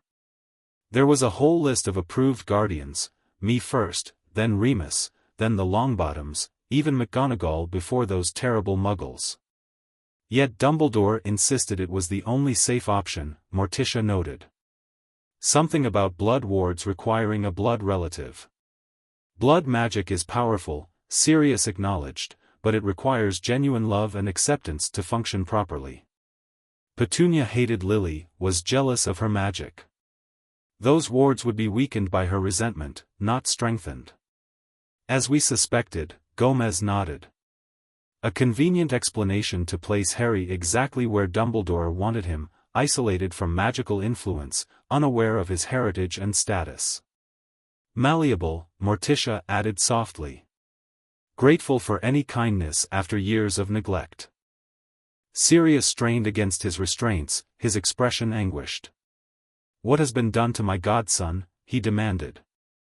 "He was kept in a cupboard under the stairs for 10 years, Morticia told him gently.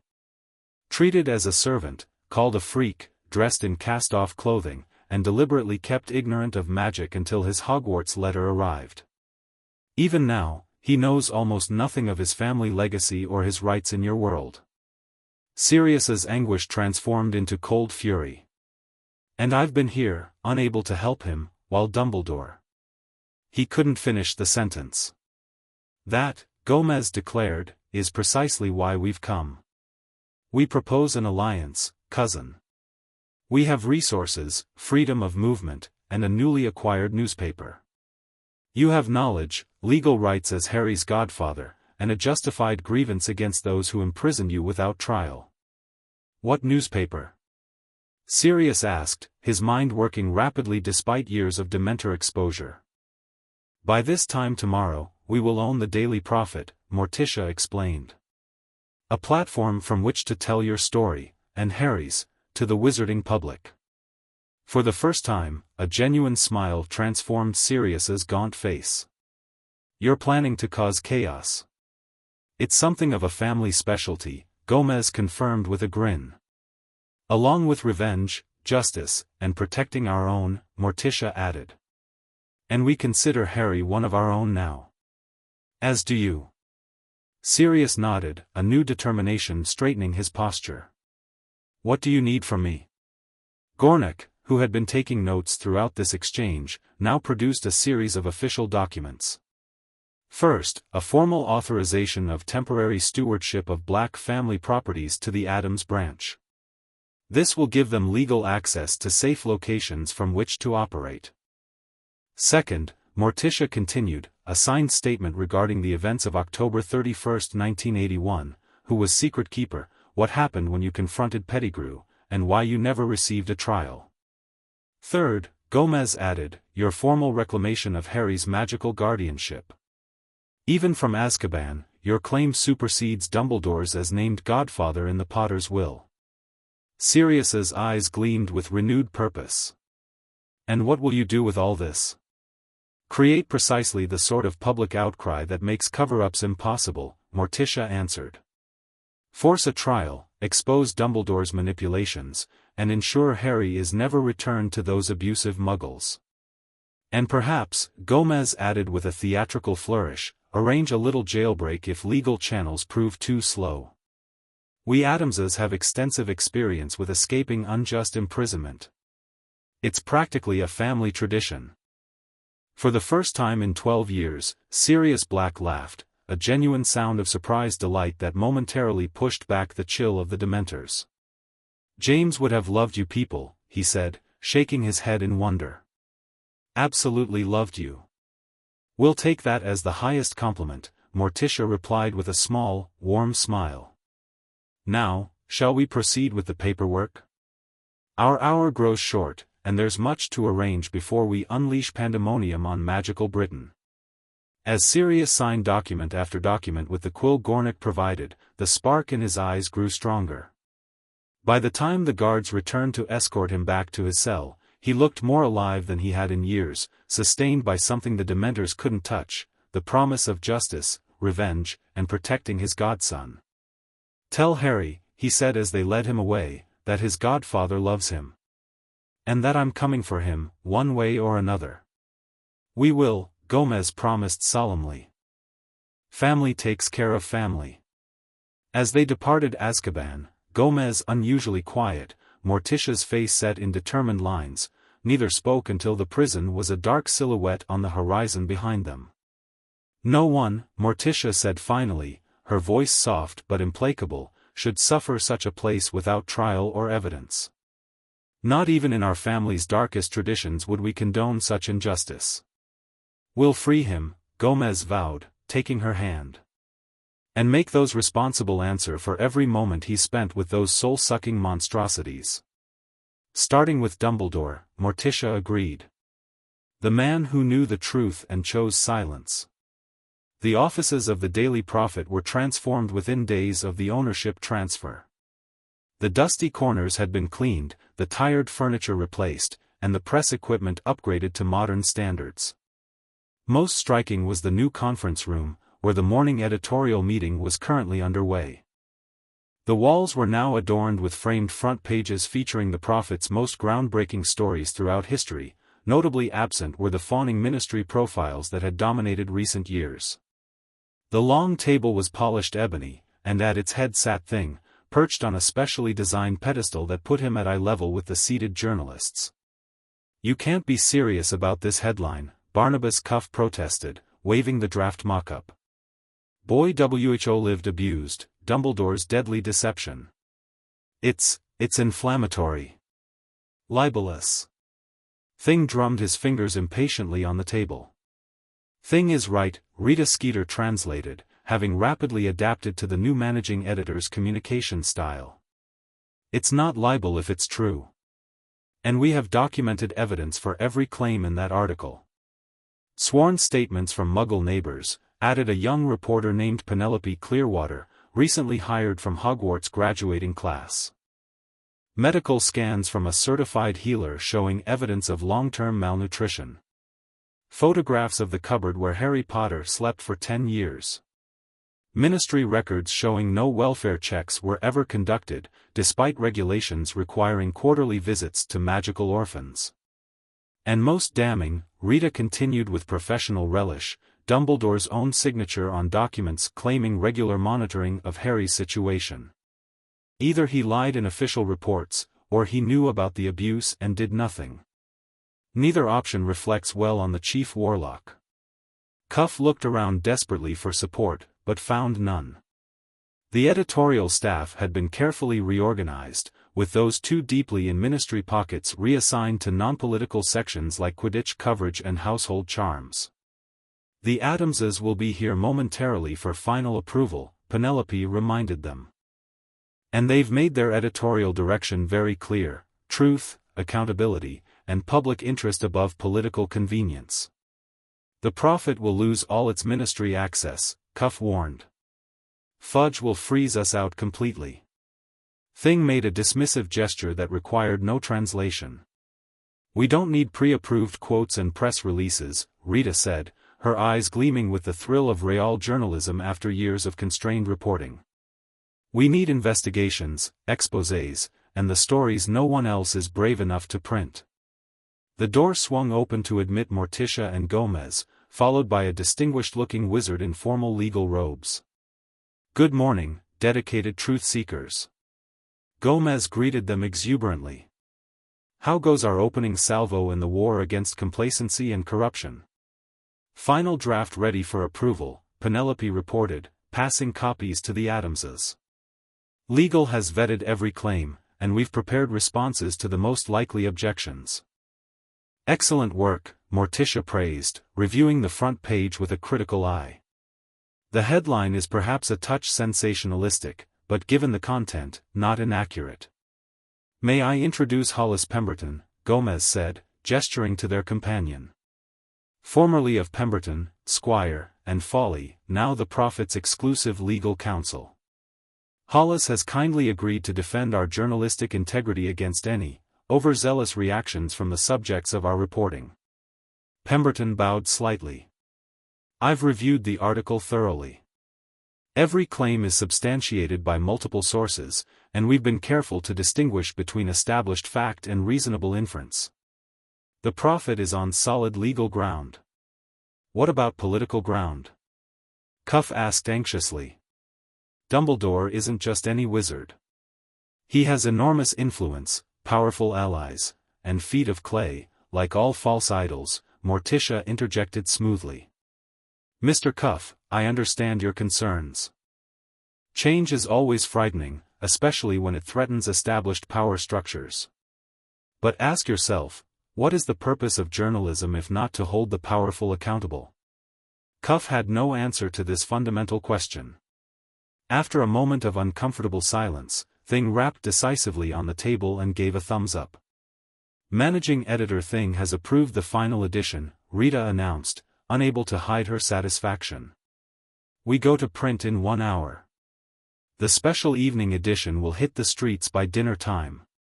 Wonderful, Gomez declared, rubbing his hands together with glee. And our distribution? Doubled, Penelope reported. We've arranged for newsboys in every major wizarding location, not just Diagon Alley. Hogsmeade, Ministry Atrium, St. Mungo's waiting areas, even the Quidditch Stadium where the Vimborn Wasps are playing tonight. The wireless news programs will pick it up by morning, Rita added. I've already arranged exclusive interviews with our investigative team for tomorrow's cycle.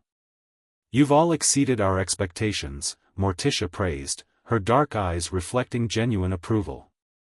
Tonight, Magical Britain will confront some uncomfortable truths. Tomorrow, the real work begins. As the meeting dispersed, Gomez pulled Rita aside.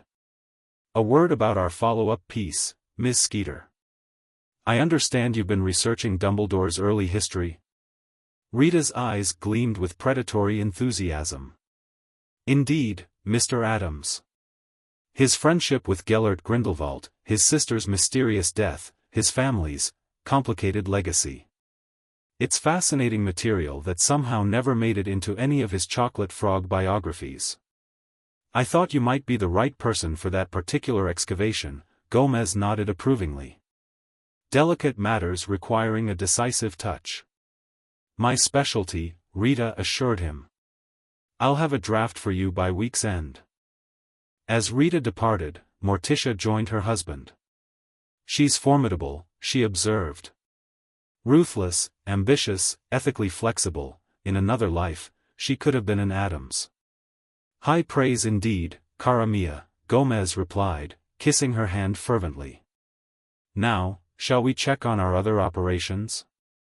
Fester and Grandmama should be finishing the renovations at Grimmauld Place. And the children are expecting us at Hogwarts by nightfall, Morticia added. Wednesday's last message indicated that Professor Lupin has made significant progress with their rodent problem. Number 12 Grimmauld Place had stood empty for years, its dark corners gathering dust and its magical protections growing ever more paranoid in their isolation. When the Addamses arrived, armed with Sirius Black's formal authorization as temporary stewards, they found a house that perfectly matched their aesthetic sensibilities, if not their standards of maintenance. Magnificent decay. Gomez had declared upon first entering. The perfect blend of grandeur and desolation. It merely needs a woman's touch, cara mia.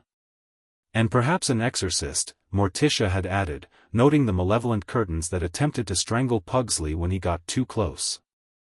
Now, a week later, the transformation was well underway.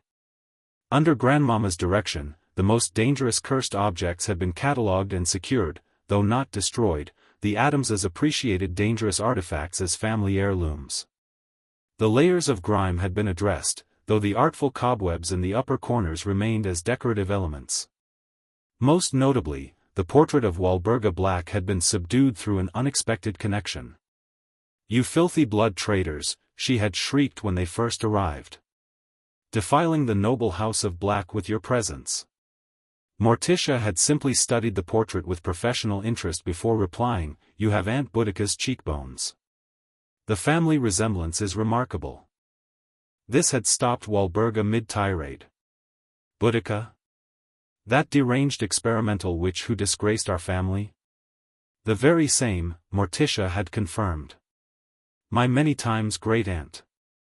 She always spoke fondly of the Black family talent for creative curses and imaginative torture methods." Walburga had sniffed suspiciously. "At least she maintained proper standards, unlike my disgraceful son." "About your son," Gomez had interjected. "Interesting case. Imprisoned without trial for a crime committed by someone else. Most unjust. We're working to rectify the situation." "Serious? Innocent?" Walburga had looked momentarily confused before rallying. "Nonsense. He was always a disappointment, consorting with blood traitors and half-bloods." "Like the Potter boy?" Morticia had inquired silkily. "The one Dumbledore placed with abusive muggles instead of with his rightful magical guardians? The one your son is legally responsible for as godfather?" This had given Walburga pause. Dumbledore interfered with proper magical guardianship? Violated a sacred godparent bond? Exposed a magical child to muggle abuse? "The very same Dumbledore who ensured your son was imprisoned without trial," Gomez had confirmed. "Quite the pattern of behavior, wouldn't you say?" After that conversation, Walburga had become, if not pleasant, at least selectively vocal in her outbursts. She reserved her most creative vitriol for discussions of Dumbledore's manipulations and would go suspiciously quiet whenever the family discussed their plans for exposing the headmaster's machinations. Today, as Fester installed enhanced security measures and Grandmama brewed strengthening potions for Sirius in the basement kitchen, the house elf creature watched with suspicious fascination. "Blood traitor master's strange relatives changing the noble house of Black," he muttered, wringing his gnarled hands. "But they keeps the proper treasures, they does. And they speaks ill of the great Dumbledore who mistress always said was ruining wizarding traditions. Grandmama looked up from her bubbling cauldron. "Come here, creature," she commanded, her voice brooking no argument. Creature approached warily, ready to disappear at the first sign of threat. "Taste this," Grandmama instructed, holding out a wooden spoon with a drop of pearlescent potion. "Creature is not testing potions for blood traders," the elf protested. "It's not poison, you suspicious thing," Grandmama cackled. "It's a black family recipe, restorative draft with modifications for counteracting Dementor exposure. From Boudica Black's personal grimoire." Creature's bulbous eyes widened. Mistress spoke of such potions. Lost when the experimental witch was expelled. Not lost, Grandmama corrected. Preserved. By family who understood their value. Now taste it and tell me if the nightshade essence is properly balanced with the moonstone infusion. Remarkably, Creature obeyed, touching his long tongue to the spoon before considering thoughtfully. "More moonstone," he declared. "Mistress always said the balance must favor light ingredients when countering dark influences." "Smart woman, your mistress," Grandmama acknowledged, adding precisely 3 drops from a silver vial. "Now, while this simmers, tell me about this locket I found hidden in the drawing-room cabinet. Powerful dark magic in that trinket, reminds me of the cursed music box's cousin Itt collects." Creature froze, his entire body trembling. "Master Regulus's locket," he whispered.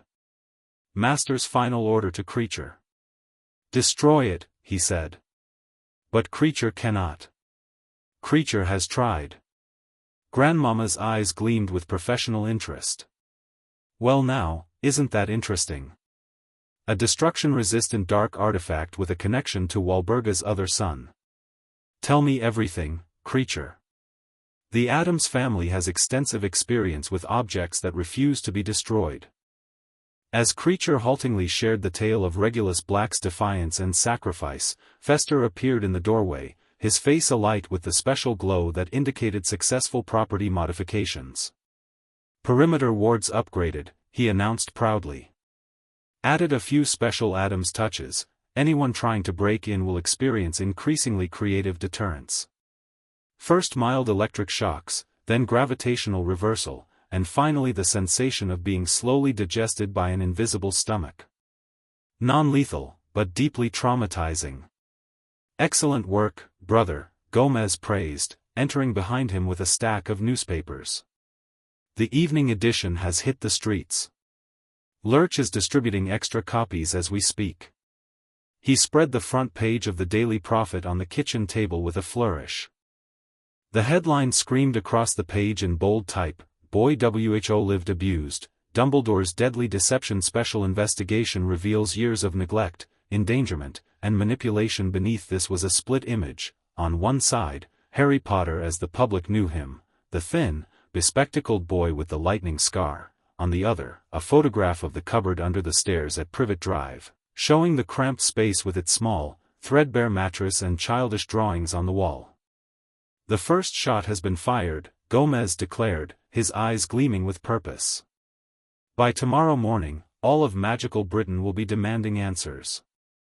And Dumbledore will be scrambling to control the narrative," Morticia added, appearing silently in the doorway. "Which is precisely when we deliver our second blow." She held up a sealed envelope bearing the Gringotts crest. "The goblins have completed their audit of the Potter accounts. The irregularities are significant. Financial malfeasance," Gomez nodded appreciatively. "Nothing turns public opinion more effectively than evidence of monetary misconduct. Especially," Morticia agreed, "when it involves the inheritance of a beloved orphan." A soft chime echoed through the house, the signal that someone had activated the speakeasy network connecting the Addamses to their allies. "That would be the children," Morticia noted, gliding toward the device they'd installed in the drawing room. Wednesday's voice came through with perfect clarity, despite the considerable distance. "Mother, Father. Operation Rat Trap is proceeding as planned. Professor Lupin has secured a private space for the confrontation, and Harry has obtained the target without arousing suspicion. Wonderful news, Wednesday! Gomez exclaimed. And how is our young friend handling these revelations? With remarkable composure, Wednesday replied, her flat tone carrying a hint of approval. The Granger girl continues to provide logical and emotional support, while Harry processes the implications of Dumbledore's manipulations. The initial shock has settled, then? Morticia inquired. Replaced by a more productive anger, Wednesday confirmed. The Prophet article arrives at Hogwarts tomorrow morning. Professor Lupin suggests you be present for the aftermath. Dumbledore will certainly attempt damage control. We wouldn't miss it for the world, Gomez assured her. We'll arrive for breakfast. Formal attire, I think, cara mia. But of course, Morticia agreed. One should always dress appropriately for witnessing the beginning of a revolution. The Great Hall of Hogwarts buzzed with the usual breakfast chatter when the Addams family made their entrance. Gomez resplendent in his finest pinstriped suit, Morticia ethereal in flowing black lace, and Grandmama cackling quietly as she surveyed the house tables with knowing eyes. Lurch followed, carrying what appeared to be several bound copies of documents, while Fester brought up the rear, occasionally pausing to examine the enchanted ceiling with professional appreciation. Their arrival drew immediate attention, conversations faltering as students turned to stare at the distinctive visitors. At the staff table, McGonagall rose to greet them with formal courtesy, though her expression was guarded. Mr. and Mrs. Addams, she acknowledged. We weren't expecting your return so soon. Educational follow-up, Gomez explained cheerfully. We found our brief visit so illuminating that we simply had to return to continue our research. With your permission, of course, Morticia added smoothly. McGonagall hesitated, clearly sensing something amiss but finding no reasonable grounds for refusal. The headmaster is currently away on business, but as deputy headmistress, I can authorize a brief visit. Excellent. Gomez beamed. We've brought some reading material that might interest your students.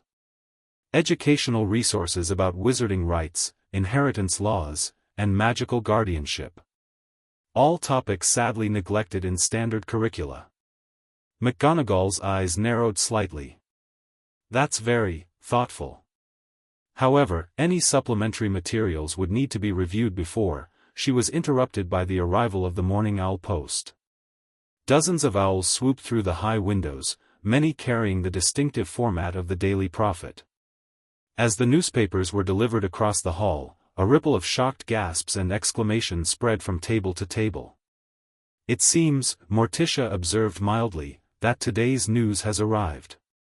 At the Gryffindor table, Harry Potter sat frozen, staring at the front page of Hermione's copy of the Prophet. His face had gone pale, then flushed with a complex mixture of emotions, embarrassment, anger, vindication. Around him, his fellow students were pointing, whispering, many turning to stare at him with newfound understanding or horror. The staff reaction was equally dramatic. Snape's normally sallow complexion had gone chalk-white as he scanned the article.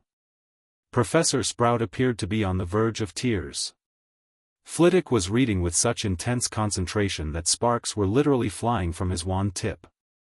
And at the center of the table, in Dumbledore's conspicuously empty chair, a magical notification parchment had appeared, glowing bright red with obvious urgency. What is the meaning of this? The thunderous voice of Minerva McGonagall cut through the growing commotion. She held a copy of the Prophet in trembling hands, her Scottish accent thickening with emotion. These allegations, this cannot, Harry, is this true? All eyes turned to Harry, who seemed to shrink under the sudden attention. Beside him, Hermione placed a supportive hand on his arm while Ron looked torn between shock and outrage. Before Harry could respond, Gomez stepped forward. Perhaps this conversation would be better conducted in private, Professor. The young man has already endured enough public scrutiny, wouldn't you agree? McGonagall seemed to collect herself with visible effort. Yes, of course. Harry, if you would come with me, I think, came Remus Lupin's quiet but firm voice from further down the staff table, that Harry might prefer to have advocates present for any such discussion. He rose and moved to stand near the Gryffindor table. As a friend of his parents, I volunteer. As do we, Morticia added smoothly. Having taken a particular interest in Harry's welfare. McGonagall looked between them, her professional composure warring with obvious emotional distress. Very well. My office, immediately. She turned to the remaining staff. Professors, please ensure the students finish their breakfast and proceed to classes as scheduled. As they exited the Great Hall, Harry flanked by Lupin and Hermione, who had simply risen and followed without asking permission, the whispers erupted into full-blown conversations behind them. The Addamses brought up the rear, Gomez offering encouraging nods to Harry while Morticia maintained a protective presence that somehow managed to convey both elegant calm and potential danger. In McGonagall's office, with the door firmly closed, the deputy headmistress turned to face them all with an expression of barely contained fury. I want the truth, she demanded, addressing Harry directly. All of it. Without embellishment or evasion. Harry swallowed hard, looking younger than his years under her intense scrutiny. It's all true, he said quietly. The cupboard, the hand-me-down clothes, the chores, being called a freak. All of it. McGonagall sank into her chair, suddenly looking her age. Why didn't you tell me? Tell any of us? Would you have believed him? Morticia inquired gently. A child claiming mistreatment against the arrangement established by Albus Dumbledore himself? McGonagall began, then stopped, unable to deny the implication. And more importantly, Lupin added, his voice gentle but unyielding, why weren't there checks? Monitoring? Any of the standard welfare protocols that should have been in place for a magical orphan? McGonagall's expression shifted from shock to dawning horror as the full implication settled upon her. Albus assured us he had special arrangements in place. Blood wards, he said. Protected by family connection and love. Her voice faltered on the last word. Love, Hermione repeated skeptically. From the same relatives who called Harry a freak and kept him in a cupboard? He told us Harry was safe, McGonagall whispered. That he was being raised in anonymity, away from the fame that might corrupt a child. Instead, Gomez observed soberly, he was being raised in conditions that would break most children. Yet look at him, still standing, still fighting, still remarkably unjaded despite everything. A testament to his character, not his upbringing. Harry flushed slightly at this unexpected praise. There's more, Morticia said, nodding to Lurch, who stepped forward to present McGonagall with one of the bound documents he carried. The Prophet article covers only the living conditions. Our investigations have uncovered additional concerns regarding Harry's inheritance, magical guardianship, and the execution of his parents' will. McGonagall accepted the document with visible trepidation. What are you saying? That Albus Dumbledore assumed control of the Potter estates without proper authorization, Morticia explained calmly. That he sealed James and Lily Potter's will against their explicit instructions. That he placed Harry with guardians specifically prohibited in that will. And that he has systematically withheld information about Harry's heritage, properties, and legal rights. Impossible, McGonagall protested, though with diminishing conviction. Albus would never, read the evidence, Lupin suggested quietly. I have. It's comprehensive and irrefutable. And when you've finished, Gomez added, his usually exuberant tone subdued, we have one more revelation that may explain much about Dumbledore's determination to control Harry's life. What revelation? Harry asked, speaking up for the first time since his initial confirmation. The adults exchanged significant glances, a silent negotiation passing between them before Lupin nodded. Harry, he said gently, it concerns Sirius Black. He's your godfather, a magically binding relationship established by your parents. And we have reason to believe he's innocent of the crimes for which he was imprisoned. Innocent? McGonagall echoed, aghast. But he betrayed James and Lily to you-know-who. Did he?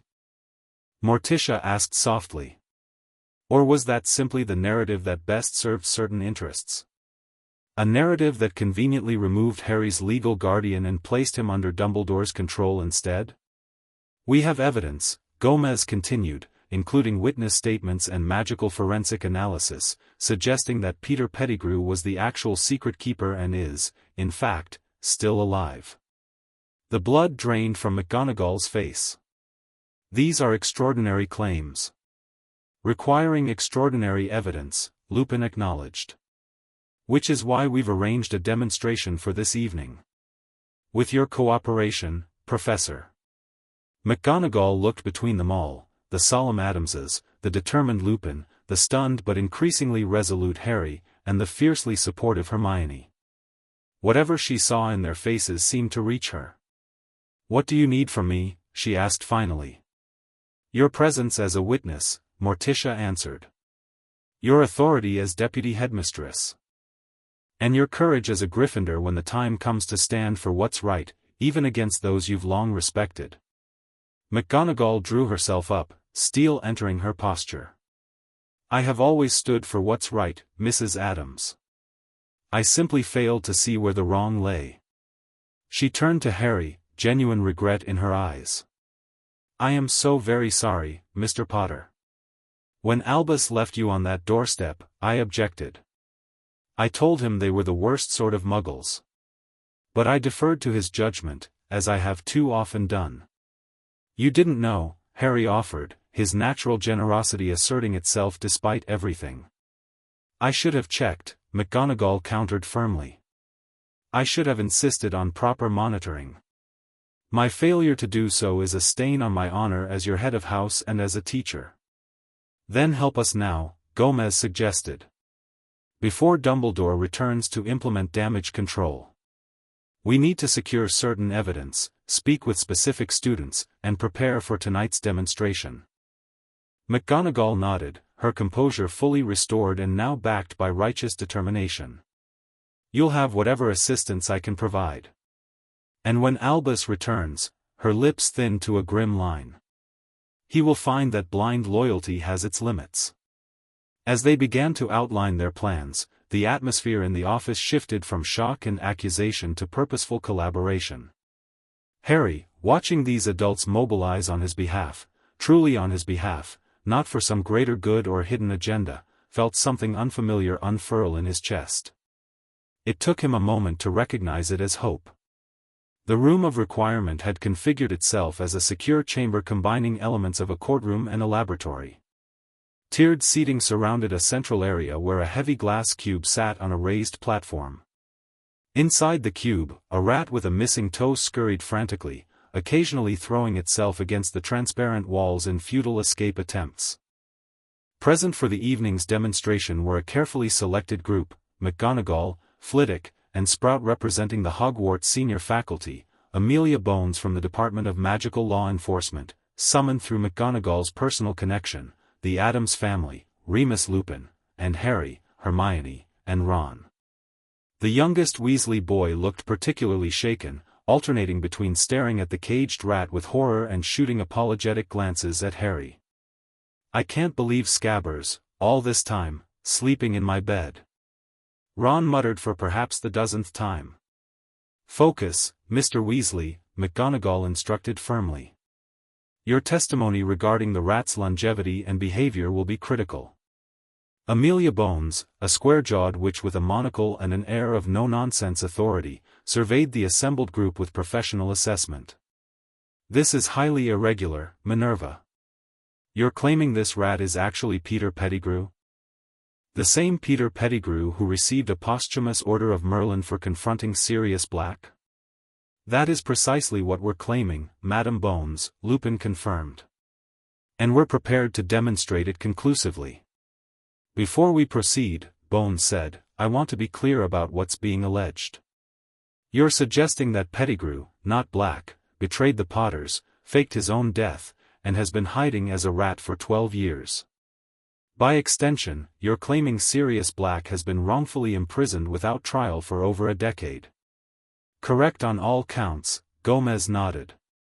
With the additional observation that Albus Dumbledore, as Chief Warlock during Black's imprisonment, had both the authority and the magical knowledge to verify these facts, yet chose not to. Bones's expression remained neutral, though her monocle glinted in the light. That's a serious accusation against the Chief Warlock. One of many, Morticia added softly. As today's prophet began to outline. Let's focus on the matter at hand, Bones decided. The alleged identity of this rat. Professor Lupin, as you have experience with the Animagus revealment spell, I ask you to perform it under my official observation. Lupin nodded and stepped forward, drawing his wand. The cube is charmed to maintain the revealment effect even if the subject attempts to transform back immediately, he explained. Once revealed, Pettigrew will be visible to all but unable to escape or transform again without counterspells known only to Madame Bones. The rat's frantic movements intensified, as if it understood the proceedings. When Lupin pointed his wand directly at it, the creature froze, then redoubled its efforts to escape, clawing desperately at the glass. Animagus Revelio. Lupin cast firmly. A flash of blue-white light filled the cube. The rat's form twisted, elongated, and then burst outward in a grotesque transformation. Limbs extended, fur receded, and within seconds, a small, balding man crouched where the rat had been. His watery eyes darted around the chamber, taking in the assembled witnesses with obvious terror. Gasps echoed through the room. Professor Sprout pressed a hand to her mouth, while Flitwick leapt to his feet in shock. Ron made a sound of pure disgust. Peter Pettigrew, Bones stated flatly, no question in her voice. It's not what it looks like. Pettigrew squeaked, his voice high and panicky. I had to hide. Sirius was trying to kill me. After you betrayed James and Lily to Voldemort, Lupin said, his quiet voice carrying more menace than a shout. I was afraid. The Dark Lord, you have no idea, the things he was capable of, what would you have done? Pettigrew's gaze darted frantically around the room, finally landing on Harry. James would have understood. He would have shown mercy. Harry stepped forward, his face pale but composed. My father would never have betrayed his friends. He died trying to protect my mother and me while you were giving our location to Voldemort. Harry, sweet boy, you don't understand, Pettigrew began in a wheedling tone. I understand perfectly, Harry cut him off. You're a coward who got my parents killed, let my godfather take the blame, and hid as a pet rat while I grew up in a cupboard. Pettigrew flinched as if struck, then turned his pleading gaze to McGonagall. Minerva, please. We were students together. You know me. I thought I did, McGonagall replied coldly. Clearly, I was mistaken. Amelia Bones had seen enough. She stepped forward, her wand trained unwaveringly on the glass cube. Peter Pettigrew, you are hereby detained on suspicion of conspiracy, false testimony, unlawful animagus transformation, and accessory to murder. You will be transported to ministry holding cells pending full interrogation under Veritaserum. With a complex wand movement, she transformed the glass cube into magical restraints that bound Pettigrew completely while maintaining the anti-transformation charm. Minerva, I'll need your fleur to transport the prisoner, she stated, all business now. And I'll require formal statements from all witnesses before I leave. Of course, Amelia, McGonagall agreed. But there's more you should see first. She handed Bones the dossier the Addamses had compiled, now annotated with her own observations. Evidence regarding Harry Potter's treatment by his Muggle relatives, interference with his inheritance, and discrepancies in Dumbledore's legal actions as both Chief Warlock and self-appointed magical guardian. Bones accepted the documents, her expression grave. The Prophet article was accurate, then? Unfortunately, yes, McGonagall confirmed. And there's more that hasn't yet been published. Including, Gomez added, evidence that Dumbledore knew Sirius Black wasn't the secret keeper, as he cast the Fidelius charm himself and would have been aware of any substitution. Bones's monocle actually fell from her eye at this statement. If that can be verified. She didn't finish the thought, the implications too momentous to voice casually. It can, Morticia assured her. Through pensive testimony from both Sirius Black and documentation in the Potter family vault that Dumbledore sealed illegally. A complex series of emotions crossed Bones's professional facade: shock, outrage, and grim determination. I'll need to move quickly, before certain parties can interfere. Pettigrew's capture alone justifies a stay of Black's sentence pending investigation. And Harry's living situation? Lupin pressed. He can't be returned to those muggles. Nor will he be, Bones stated firmly. As director of the DMLE, I have emergency custody authority in cases of documented abuse. Until permanent arrangements can be made, Mr. Potter will be placed with approved wizarding guardians. We would be honored to offer sanctuary, Morticia said smoothly. Our temporary stewardship of the Black family properties provides suitable, well-protected accommodation.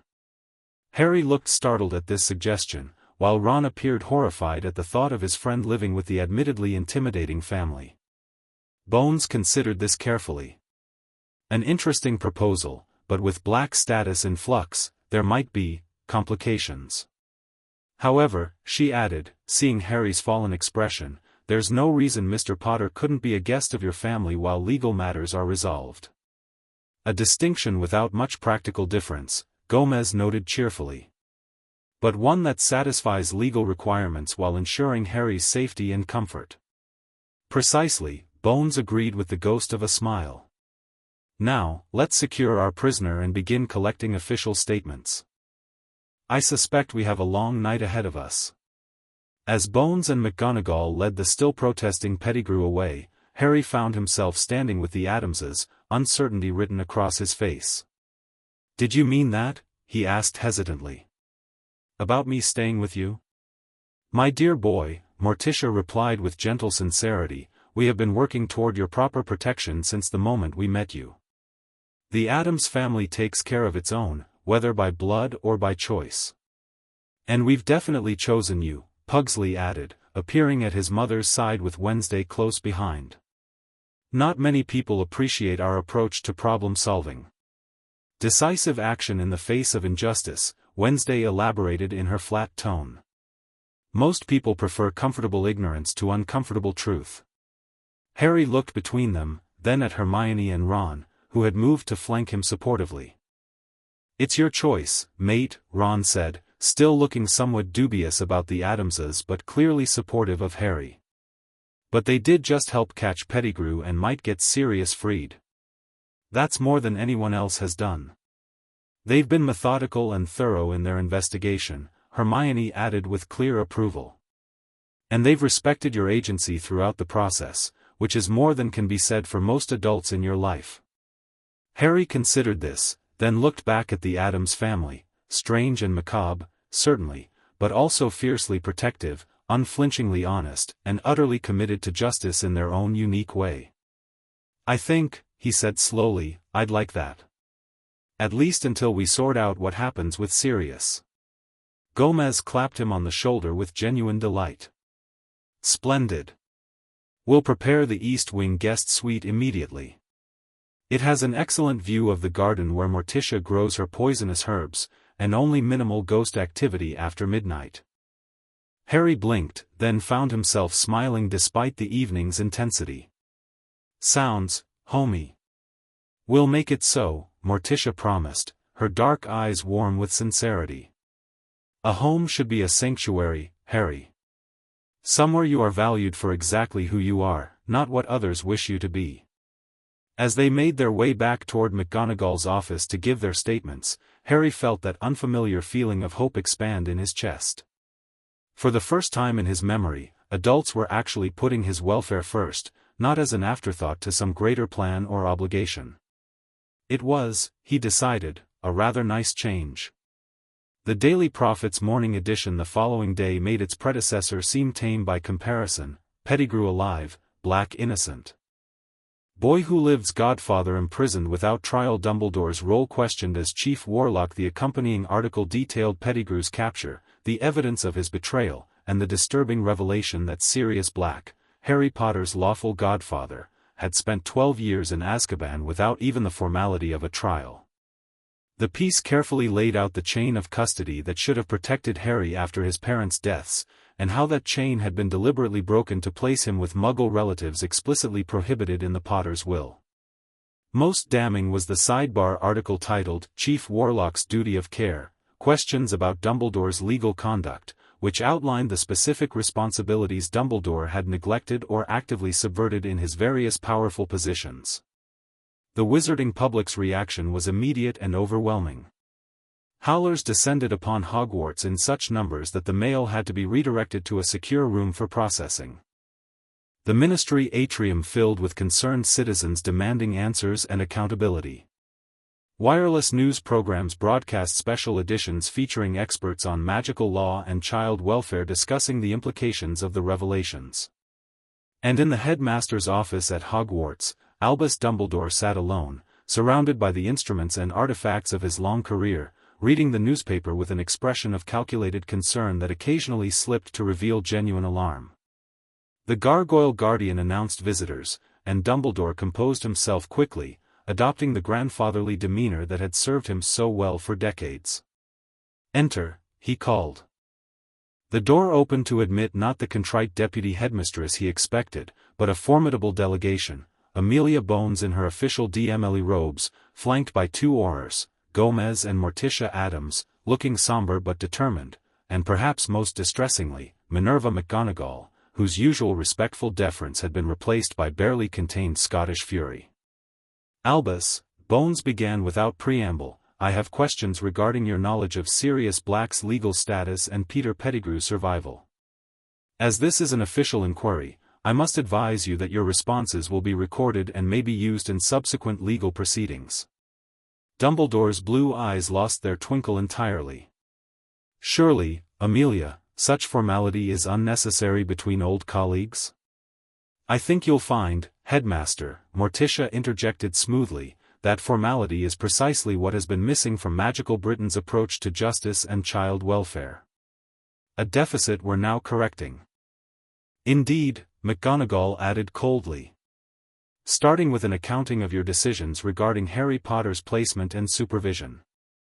Dumbledore sighed, the very picture of a burdened leader misunderstood by those lacking his broader perspective. "Everything I have done has been for the greater good," a phrase, Gomez interrupted, with a rather notorious historical association. "Your old friend Grindelwald was fond of it, I believe."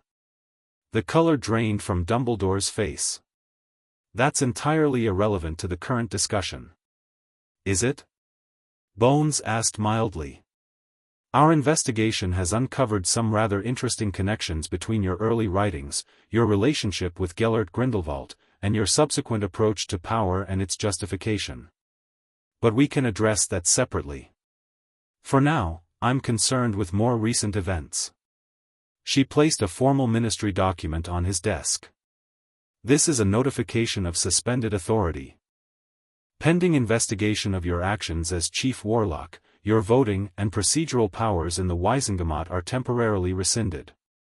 "This is outrageous," Dumbledore protested, though his voice lacked its usual commanding tone. "The Wisengamot cannot function without, the Wisengamot functioned for centuries before you, Albus," Bones cut him off. "It will manage a few weeks while we investigate why you allowed an heir to an ancient and noble house to be imprisoned without trial, in direct violation of laws you are sworn to uphold." McGonagall stepped forward, placing a second document beside the first. "This is from the Hogwarts Board of Governors. They've called an emergency session to review your conduct as headmaster, particularly regarding student safety. Until their investigation concludes, your authority is limited to administrative functions only. Educational decisions will be made by the deputy head and heads of houses by majority vote." For the first time, genuine alarm broke through Dumbledore's composed facade. "Minerva, you cannot believe I would ever knowingly endanger students. A professor possessed by Voldemort, McGonagall replied coolly. A basilisk roaming the halls. A three-headed dog behind a door that could be opened by a first-year charm. All under your supervision, Albus. And let's not forget placing the school's savior in an abusive home for 10 years. The Blood Wards, Dumbledore began. Were fundamentally flawed, Morticia interrupted. Blood magic requires genuine care and acceptance to function properly, not reluctant tolerance and active resentment. As an accomplished magical theorist, you must have known this. Dumbledore's gaze shifted to the Addamses, reassessing them with new wariness. You've been quite thorough in your investigations for newcomers to our community. The Addams family has a long tradition of exposing hypocrisy and challenging corrupt authority, Gomez replied cheerfully. Consider it our contribution to magical Britain's cultural enrichment. Where is Harry? Dumbledore asked suddenly. I must speak with him, explain. Mr. Potter is currently under protective custody, Bones stated firmly. Given the documented abuse facilitated by your placement decisions, you'll understand why direct contact is inadvisable at present. This is a terrible mistake, Dumbledore insisted, rising from his chair with a shadow of his usual commanding presence. There are factors at play beyond your understanding, prophecies and connections that make Harry's situation uniquely complicated. Then you'll have ample opportunity to explain them, Bones assured him, during your formal testimony under Veritaserum. You cannot possibly have the authority to demand that of the Chief Warlock, Dumbledore protested. Former Chief Warlock, Bones corrected. And in cases involving suspected endangerment of the heir to an ancient and noble house, I have exactly that authority. The relevant statutes were passed in 1786, during a period of particular concern about blood purity. Ironic that laws designed to protect privileged purebloods now protect the very child Voldemort sought to destroy. Dumbledore seemed to age before their eyes, the weight of accountability finally settling on shoulders long immune to its burden. What happens now? He asked quietly. Now, McGonagall answered, you face the consequences of treating people as pieces on a chessboard rather than as human beings deserving of dignity and agency. Starting with Harry Potter, whose life you've manipulated since infancy for your own interpretation of the greater good. And Sirius Black, Gomez added, whose freedom and legal rights you sacrificed to maintain your control over his godson. The investigation will be thorough and fair, Bones promised. More than can be said for Mr. Black's treatment. If you cooperate fully, that will be noted in the official record. As they turned to leave, Dumbledore called after them, you don't understand what's at stake. Voldemort will return. Harry is crucial to his defeat. Morticia paused at the door, turning back with cold precision. Perhaps.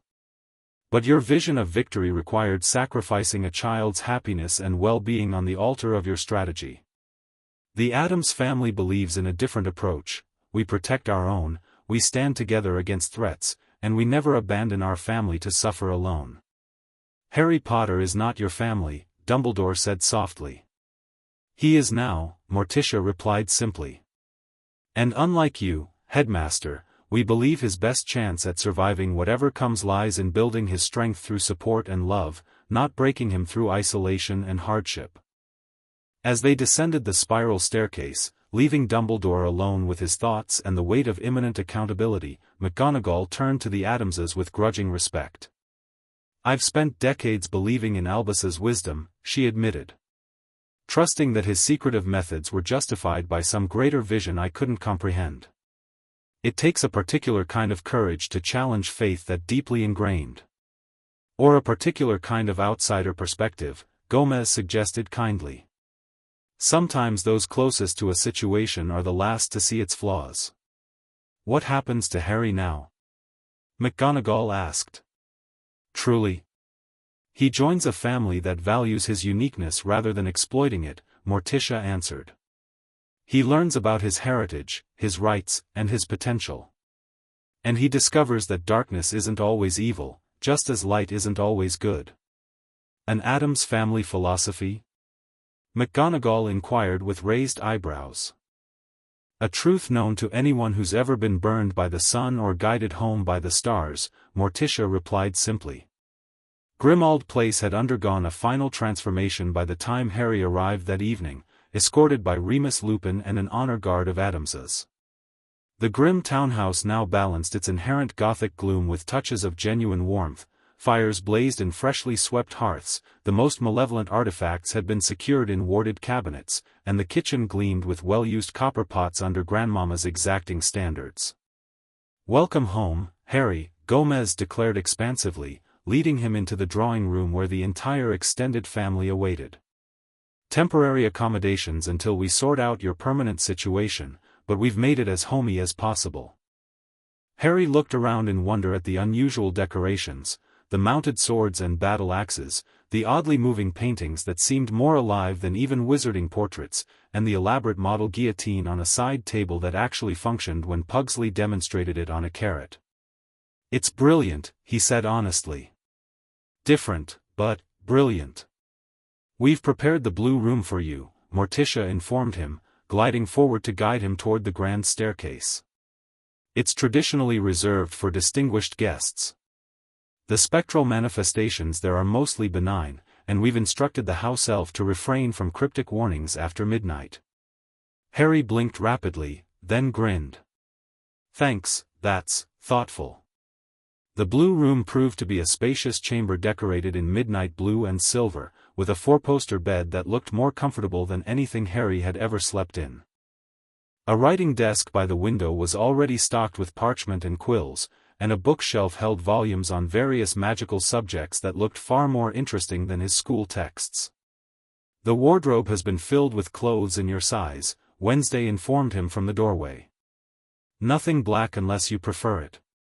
Mother was restrained in her selections. "You didn't have to," Harry began, overwhelmed by the thoughtfulness. "Yes, we did," Wednesday contradicted flatly. "Proper attire is a matter of dignity, not vanity. The Addams family understands the importance of presentation."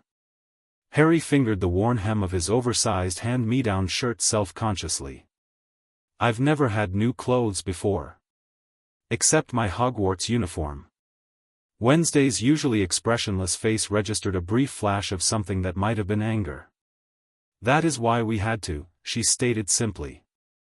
As Harry explored his new room, with space and comfort and actual consideration for his needs, voices drifted up from the landing below. "Emergency session of the Wisengamot tomorrow," Lupin was saying.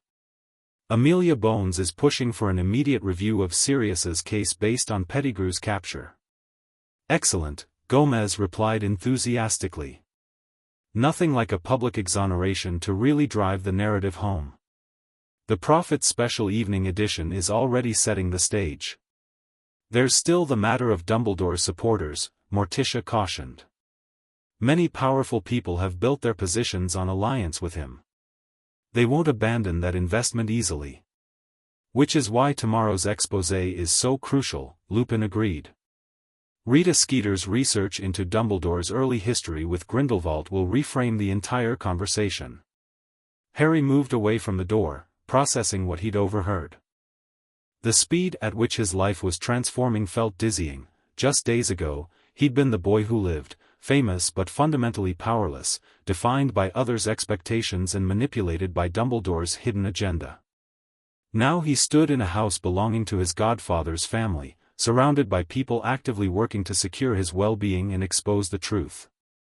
A soft knock at the door interrupted his thoughts. Lurch entered, carrying Harry's trunk and Hedwig's cage with gentle care. "Thank you," Harry said, genuinely touched by the tall butler's considerate handling of his few possessions. Lurch groaned in response, setting down the items and giving Harry an awkward but sincere pat on the shoulder before departing. Hedwig hooted softly from her cage, and Harry quickly moved to release her. "What do you think of all this, girl?" he asked as she nipped his finger affectionately. "Pretty strange family, but they seem good. In their own way." The snowy owl gave him a look that somehow conveyed complete agreement. A dinner gong sounded from below, and Harry made his way downstairs to find a feast laid out in the formal dining room. The table was set with ancient silver, crystal goblets, and candles in what appeared to be human skull candle holders. The food, however, looked delicious and surprisingly normal: roast chicken, potatoes, vegetables, and fresh bread. Grandmama restrained her more creative culinary instincts, Morticia explained, noting Harry's relieved expression. Though she did prepare a special henbane souffle for those who appreciate traditional Addams recipes. I recommended familiar comfort foods, Lupin added with a knowing smile. Your father was particularly fond of treacle tart, which I believe is your favorite as well? Harry nodded, touched by this small connection to his parents. You knew them well, then? My mum and dad? Very well, Lupin confirmed as they took their seats. James was like a brother to me. And Lily, she was the brightest witch of our year, with a fierce sense of justice that would have appreciated everything the Addamses have done on your behalf. Tell me about them? Harry asked hesitantly. No one ever really talks about them as people, just as martyrs. A grievous oversight we shall remedy immediately, Gomez declared, raising his glass. To James and Lily Potter, not as symbols or sacrifices, but as the vibrant, complex individuals they were. And to their son, who deserves to know his heritage in all its fullness. As dinner progressed, Harry was treated to something he'd never experienced before: stories about his parents as real people, with talents and flaws, dreams and disappointments. Lupin spoke of James's loyalty and occasional arrogance, Lily's brilliance and temper, their legendary arguments and equally legendary reconciliations. Your mother once hexed James's broomstick to buck like a bronco after he charmed all her textbooks to recite poetry whenever she opened them, Lupin recalled with a chuckle. He was so impressed by the complexity of the spell that he asked her to teach it to him instead of being angry. Harry soaked up every anecdote, each one a piece of the puzzle that was his own identity, not the boy who lived, but Harry James Potter, son of Lily and James. After dinner, they gathered in the drawing room, where Gomez outlined the next day's plans. The Wisengamot meets at 10 to review Sirius's case, he explained. With Pettigrew in custody and Veritaserum testimony already secured, the outcome should be straightforward: formal exoneration and immediate release. Meanwhile, Morticia continued, the Prophet's Morning edition will reveal Dumbledore's early association with Grindelwald and their joint development of certain philosophical positions regarding Muggles and the greater good. Not to destroy Dumbledore entirely, but to humanize him, Gomez finished. To show that he's fallible, influenced by his past, and potentially compromised by his own unresolved history. Not an evil man, but one whose judgment deserves scrutiny rather than blind faith. And what about me? Harry asked. Do I need to testify or anything? Not unless you wish to, Morticia assured him. Your documented experiences speak for themselves, and we've been careful to protect your privacy as much as possible. Unlike Dumbledore, we believe you deserve agency in how your story is told. Harry nodded, grateful for this consideration. And after Sirius is freed? What happens then? That, Gomez said gently, will be for you and Sirius to decide together. As your godfather, he has legal custody rights if he wishes to exercise them. The Addams family will support whatever arrangement brings you the greatest happiness and security. But regardless of the legal formalities, Morticia added, you have a place with us for as long as you want it. Family isn't always about blood, Harry. Sometimes it's about who sees you clearly and values you truly.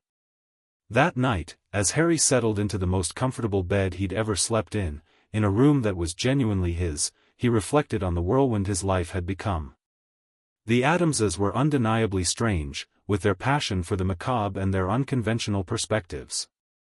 But they had done more for him in weeks than anyone else had in years, not because of his scar or his famous name, but because they recognized injustice and refused to tolerate it. As he drifted toward sleep, Harry realized something profound. In their own bizarre way, the Addamses had given him the most normal experience of his life, the experience of being valued simply for being himself. Morning brought the promised media explosion.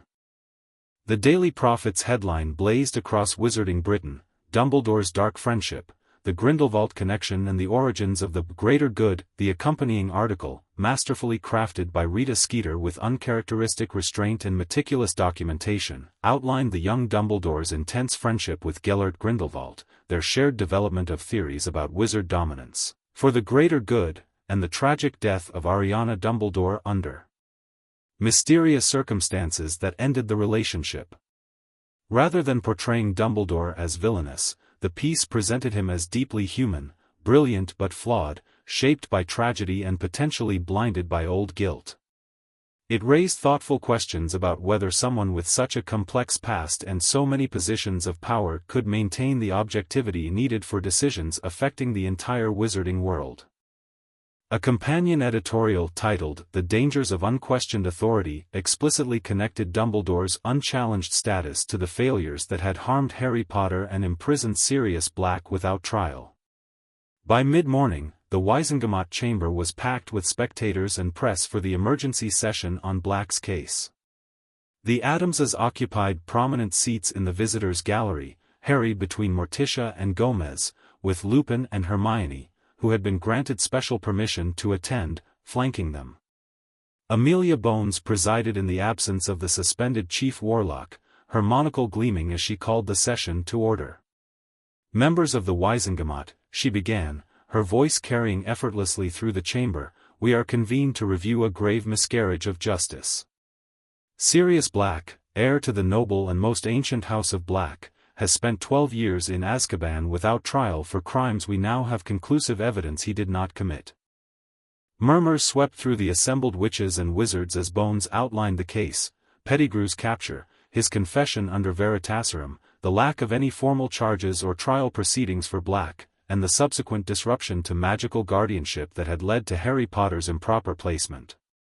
When Pettigrew was brought in, magically restrained and prevented from transforming, the chamber erupted in shocked exclamations. His testimony under Veritaserum, recounting his betrayal of the Potters and framing of Sirius, left many members visibly shaken. In light of this evidence, Bones concluded, "I move for the immediate exoneration of Sirius Black, his release from Azkaban with full restoration of rights and property, and appropriate compensation for his wrongful imprisonment." The vote was nearly unanimous, with only a few of Dumbledore's most steadfast allies abstaining rather than directly opposing the motion. "Sirius Black is hereby declared innocent of all charges," Bones announced formally. "His full rights as a citizen and as head of the noble and most ancient House of Black are restored effective immediately. Orders have been dispatched to Azkaban for his immediate release." Harry felt a surge of emotion, relief, vindication, and a tentative hope that had been growing stronger with each new development. Beside him, Lupin discreetly wiped away tears. "Phase 2 complete," Gomez murmured to his wife as the chamber began to empty. "Justice for Sirius, exposure for Dumbledore, protection for Harry. The foundations of magical Britain are thoroughly shaken." "And yet," Morticia replied softly, "the real transformation is just beginning. Institutions resist change, especially those built on centuries of tradition and power." "Which is why Phase 3 is so crucial," Gomez agreed. "Cultural revolution through continued media pressure, educational reform, and a fundamental reassessment of how magical society treats its most vulnerable members." Harry glanced between them, catching fragments of their conversation. "What happens now?" he asked. Morticia smiled at him, a genuine warmth in her dark eyes. "Now, dear Harry, we await your godfather's return. And while we wait, we continue our work, ensuring that what happened to you and to Sirius never happens to another magical child. The Prophet has commissioned a series on wizarding child welfare standards," Gomez explained enthusiastically. "Comparing Britain's practices to those of other magical nations, quite unfavorably, I might add. The public response has been overwhelming. And Hogwarts itself is under review," Lupin added. "The Board of Governors is reconsidering everything from curriculum to safety standards. McGonagall is leading the charge, determined to atone for her years of deference to Dumbledore." Hermione, who had been unusually quiet, finally spoke up. It's like watching dominoes fall. One revelation leads to another question, which exposes another problem. The whole system is being re-evaluated. Precisely as intended, Wednesday confirmed, appearing beside them with Pugsley in tow. Social systems require periodic disruption to prevent stagnation and corruption. The Addams family has centuries of experience as constructive disruptors. Though usually with more explosions, Pugsley added, looking slightly disappointed by the legal and journalistic nature of their current disruption. As they made their way out of the ministry, reporters clamored for statements. Thing, who had accompanied them in his capacity as the Prophet's managing editor, held them at bay with surprisingly authoritative hand gestures. "Mr. Potter," called one persistent journalist. "How does it feel knowing your godfather is innocent?" Harry hesitated, then stepped forward with newfound confidence. "It feels like justice," he said simply. "And it makes me wonder how many other injustices might be hiding in plain sight, accepted because no one questioned the official story." The Addamses exchanged proud glances at this perfect encapsulation of their philosophy.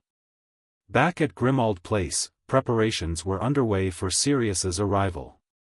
Grandmama had brewed strengthening potions disguised in gourmet dishes, while Lurch had prepared the master suite with fresh linens and carefully modulated lighting for eyes accustomed to Azkaban's perpetual gloom. "He'll need time to recover," Lupin cautioned as they awaited word of his release. 12 years with Dementors, it leaves marks on the soul that don't heal quickly. The Addams family has extensive experience with spiritual trauma, Morticia assured him. Great-Uncle Vlad spent 3 centuries in a cursed dimension and returned relatively functional.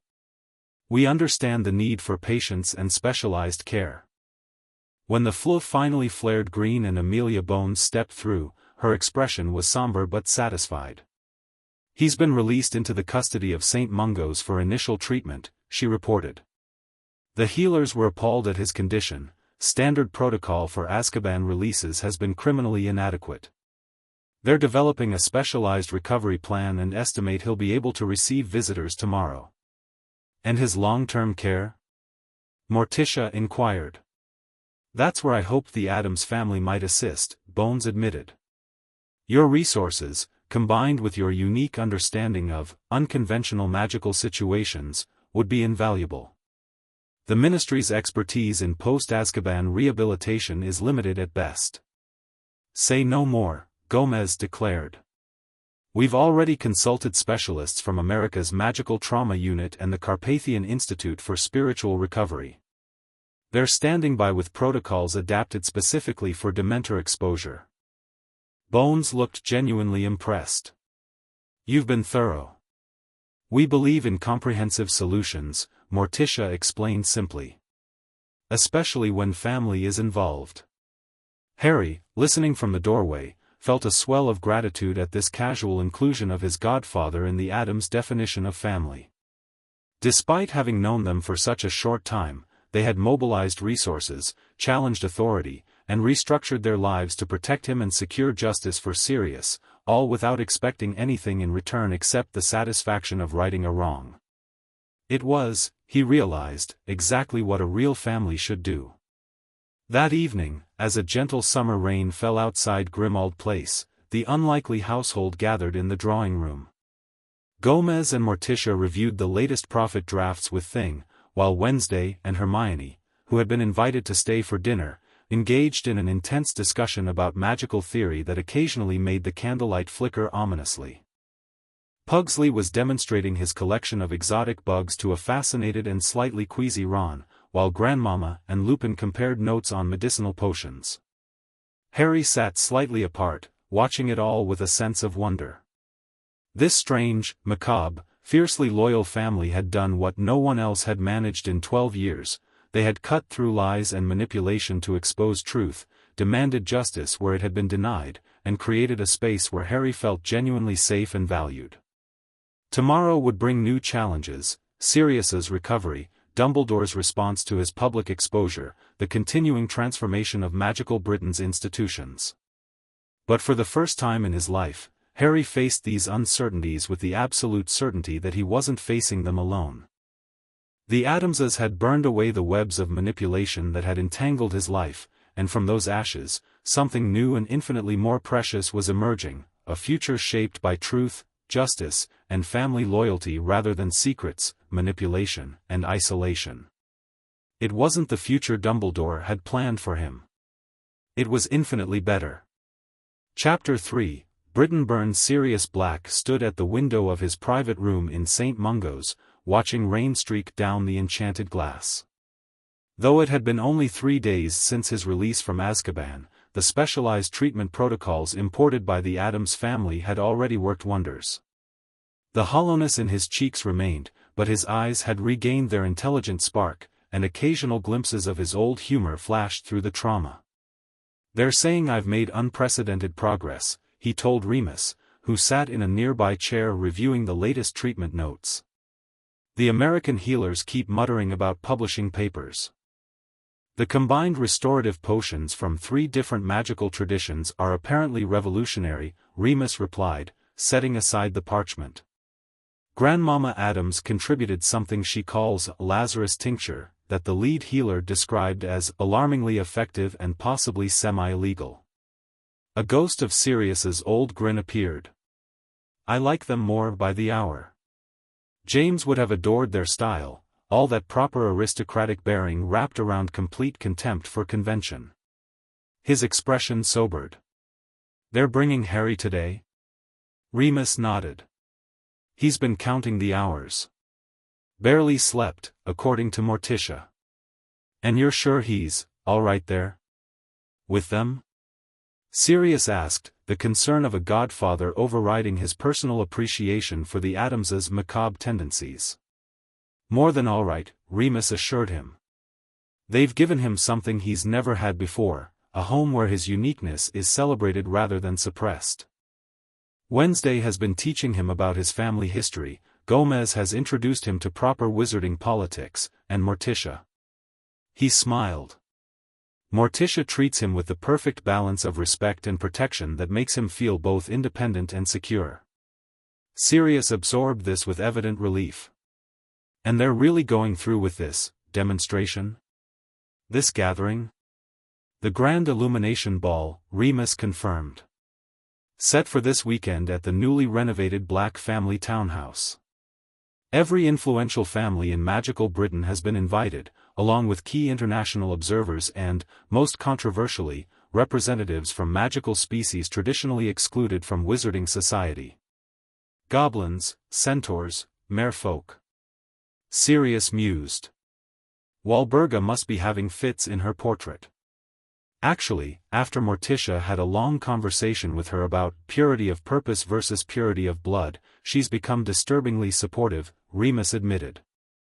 "She now refers to it as the cleansing fire that will burn away Dumbledore's corrupting influence." Sirius barked a short laugh. "Mother always did have a flair for the apocalyptic. But a ball? Really? That's how the Addamses plan to cement their revolution?" "Not just any ball," came Morticia's voice from the doorway as she glided into the room, Wednesday and Harry following close behind. "A strategic realignment of power dynamics disguised as a social occasion. The most effective revolutions often begin with dancing." Harry rushed forward, stopping awkwardly a few feet from Sirius's bed, suddenly uncertain despite his eagerness. The two studied each other, the godfather seeing James's features and Lily's eyes, the godson seeing the first adult who had ever wanted him purely for himself. "You look better," Harry said finally, relief evident in his voice. "You too," Sirius replied, noting the changes in his godson, the new clothes that actually fit, the improved posture that spoke of growing confidence, and most significantly, the absence of the guarded wariness that had shadowed his eyes at their first meeting. "The Addamses seem to agree with you." "They've been brilliant," Harry confirmed, moving closer. "They don't expect me to be anything except myself." "The lowest possible bar for decent guardianship," Wednesday commented flatly from beside her mother, yet apparently revolutionary in magical Britain. Morticia placed a calming hand on her daughter's shoulder. Progress often begins with acknowledging how far we have to go. Sirius, the healers report you're stable enough for short excursions. We hoped you might join us at Grimmauld Place this afternoon to review preparations for the ball. Sirius brightened visibly. They're allowing me out already? With supervision, Morticia confirmed. And considering that supervision includes an accredited magical mind healer, a defense master, she nodded to Remus, and a family known for their extensive experience with psychological recovery from trauma, they found little grounds for refusal. Not to mention, Wednesday added, that several board members of St. Mungo's received personal copies of the Prophet's upcoming exposé on medical neglect in Azkaban cases, with an invitation to comment before publication. Sirius grinned fully for perhaps the first time since his release. Slytherin tactics with Gryffindor goals. I'm beginning to see how you've managed to upturn magical Britain in a matter of weeks. We believe in efficiency, Morticia replied modestly. An hour later, Sirius stepped through the flue into the drawing room of his childhood home, bracing himself for the onslaught of bitter memories. Instead, he found himself momentarily stunned by the transformation. Grimmauld Place retained its fundamental Gothic character but had been cleansed of its malevolent atmosphere. The dark wood gleamed with new polish, the serpent fixtures had been maintained but now seemed elegant rather than threatening, and strategically placed lighting created an atmosphere that was shadowy yet somehow welcoming. We preserved the architectural integrity while modifying the emotional resonance, Morticia explained, noting his surprise. Your mother's more problematic decor choices have been respectfully archived rather than destroyed. Meaning they've locked the cursed objects in a warded room until they can determine which ones are actually useful, Harry translated with a small smile. Exactly, Morticia confirmed without a hint of embarrassment. Waste not, want not. Sirius shook his head in amazement. I hated this house growing up. It was a prison of pure blood mania and dark magic. But this feels like what it could have been. Should have been. Homes reflect their occupants, Morticia observed. With new stewardship comes new energy. Their tour continued through the renovated house, where they encountered various Addamses engaged in ball preparations. In the formal dining room, now expanded through magical architecture to accommodate over 100 guests, Gomez was supervising the arrangement of tables with Thing, who hopped from place setting to place setting ensuring perfect alignment. Sirius! Gomez exclaimed, abandoning his clipboard to greet the newcomer with vigorous handshakes. Welcome, welcome. What do you think of the old ancestral pile now? We've maintained the appropriate level of ancestral gloom while upgrading the functional elements. It's remarkable, Sirius admitted, genuinely impressed. I never thought this place could feel anything but oppressive. Oppression is merely misdirected theatrical atmosphere, Gomez declared. The key is to channel the delicious darkness toward aesthetic appreciation rather than actual malice. He gestured expansively. We've kept the family crests, the serpentine motifs, even that marvelous cursed chandelier, though we've modified it to drop dramatic sparks rather than actual dragonfire on the dinner guests. Probably wise, Sirius agreed, lips twitching. In the ballroom, they found Fester directing the installation of specialized lighting effects with enthusiasm bordering on mania. The illumination must be perfect, he insisted to the magical contractors. When the grand reveal happens, each crystal must catch the light at precisely the correct angle to project the constellation map onto the ceiling. Uncle Fester has developed a particular interest in astronomical symbolism, Wednesday explained. He believes the Black family's stellar naming tradition has untapped magical potential. The stars don't lie. Fester called, overhearing her. When Sirius, the star, not you, though also you, aligns with Regulus during the solstice, familial magic intensifies. We're capitalizing on the resonance to enhance the impact of our announcements. Sirius blinked. That's actually based in legitimate magical theory. The Black family grimoire mentions stellar conjunctions as power amplifiers. Uncle Fester is surprisingly knowledgeable about obscure magical principles, Wednesday noted. Particularly those involving volatile energies or potential explosions. They continued upstairs, where Grandmama had converted a former storage room into an elaborate brewing chamber. Cauldrons of various sizes bubbled and steamed, filling the air with scents ranging from pleasantly herbal to distinctly alarming. "Restorative potions for you," she explained to Sirius, pointing to a row of pearlescent vials. "Truth serum antidotes for our key allies in case of ministry interference," she added, indicating blue crystalline bottles. "And these," she gestured to a cauldron emitting spiral smoke in 7 distinct colors, "are for the grand finale. Perception expansion mist, perfectly legal but extraordinarily effective at helping people see beyond their preconceptions." "The ministry allows that?" Sirius asked skeptically. "The British ministry has never regulated it because the formula originated in the Carpathian tradition, which they've historically dismissed as foreign mysticism," Grandmama cackled. "Their ethnocentrism creates the most convenient loopholes." As they completed their tour in the library, now organized and expanded under Wednesday's exacting supervision, Sirius found himself unexpectedly moved by the care and thought that had gone into reclaiming his ancestral home.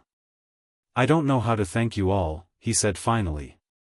"Not just for this," he gestured around the house, "but for everything, exposing Pettigrew, securing my freedom, protecting Harry." "Family doesn't require thanks," Morticia replied simply. "But we're not actually," Sirius began.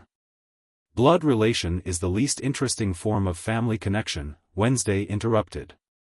"True kinship is founded on shared values and mutual protection. The Addamses have always recognized our own," Gomez added, appearing in the doorway with drinks on a silver tray. "Whether they bear our name or not." As they settled into the comfortable library chairs, Gomez distributed glasses of fire whiskey and butterbeer for Harry and Wednesday, before raising a toast. "To the imminent grand illumination, may it cast light on long-hidden truths and burn away the corruption that has festered too long in magical Britain." Sirius clinked his glass with the others, a gleam entering his eyes that reminded Harry of the young, carefree man in his parents' wedding photos. "What exactly are you planning for this ball? Beyond making a social statement?" Gomez and Morticia exchanged one of their communicative looks before Morticia responded. "The ball serves multiple purposes. Officially, it celebrates your exoneration and return to society. Strategically, it consolidates our influence by gathering all significant power brokers under one roof. Functionally." She paused, a slight smile curving her lips. "It's a trap," Harry supplied, having been included in enough planning sessions to understand the underlying strategy. "A revelation," Gomez corrected cheerfully. "An unveiling of truths so compelling that even those who might wish to deny them will find themselves unable to maintain their delusions. We've invited representatives from every segment of magical society," Wednesday elaborated. "The Wisengamot families, International Diplomatic Corps, magical creature delegations, and selected members of the press, carefully chosen for their journalistic integrity. Or lack thereof, in Rita Skeeter's case," Harry added. "But she's agreed to report exactly what happens without her usual embellishments. The prophet is now contractually bound to factual reporting," Morticia confirmed. "An innovative clause that Thing insisted upon during our acquisition negotiations." Sirius leaned forward, intrigued despite his lingering fatigue. "And what exactly will they be reporting?" "The culmination of our investigation into Dumbledore's manipulations," Gomez replied, suddenly serious. "Not just regarding Harry and yourself, but a comprehensive pattern stretching back decades. The targeted suppression of certain branches of magic, the deliberate marginalization of creature communities, the cultivation of artificial divisions between magical traditions.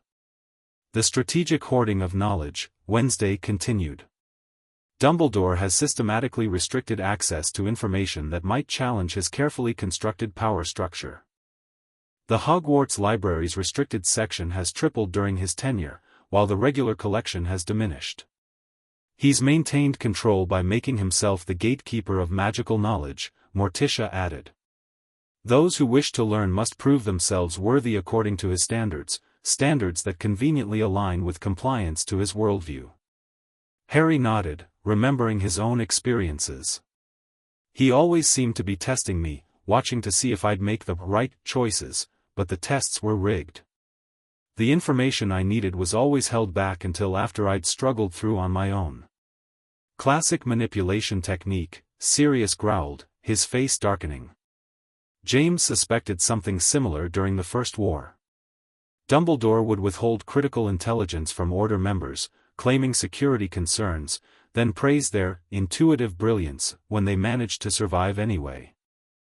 The ball will present this pattern to magical Britain's elite in undeniable form, Gomez explained. Complete with documented evidence, sworn testimonials, and most importantly, demonstrations of the knowledge and connections that have been deliberately suppressed. We've invited magical practitioners from traditions Dumbledore has marginalized, Morticia continued. Shamanic wizards from Africa, ritual masters from East Asia, dreamwalkers from Aboriginal Australia, all with magical approaches that offer solutions to problems Dumbledore has declared regrettably unsolvable. Like werewolf transformation, Remus murmured, a fragile hope in his voice.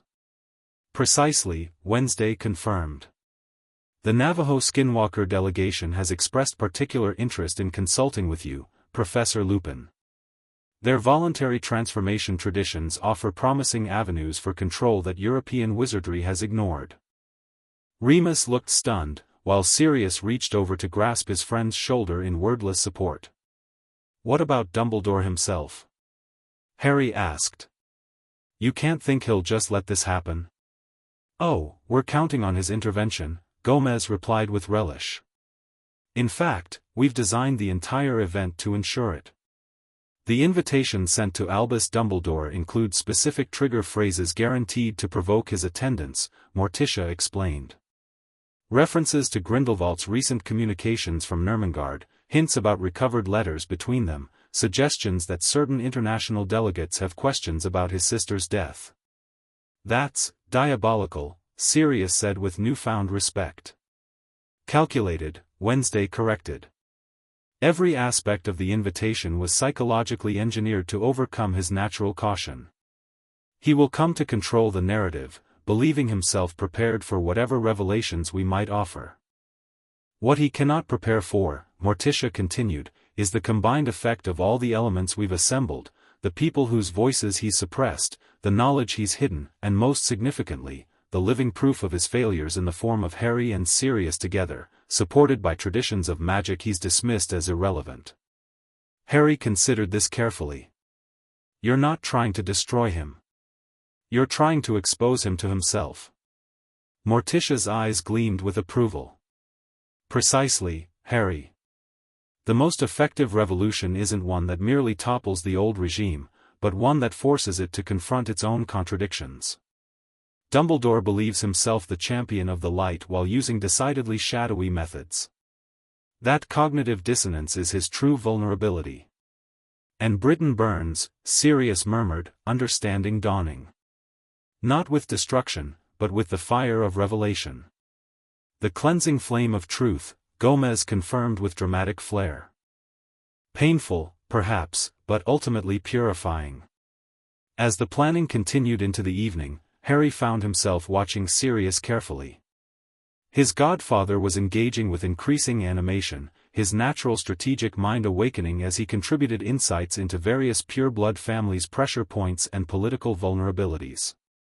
The Greengrasses always position themselves as neutral, he explained to Wednesday, who was compiling dossiers on key attendees, but they have a family tradition of supporting the underdog when the political winds shift.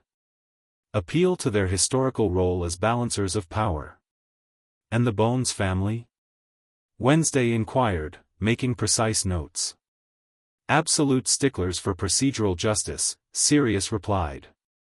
Amelia's already on our side because of the lack of trial in my case, but her extended family will respond strongly to evidence of systemic corruption in judicial processes.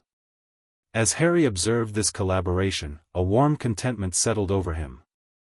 This was what family should be, people with different strengths combining their abilities toward a common purpose.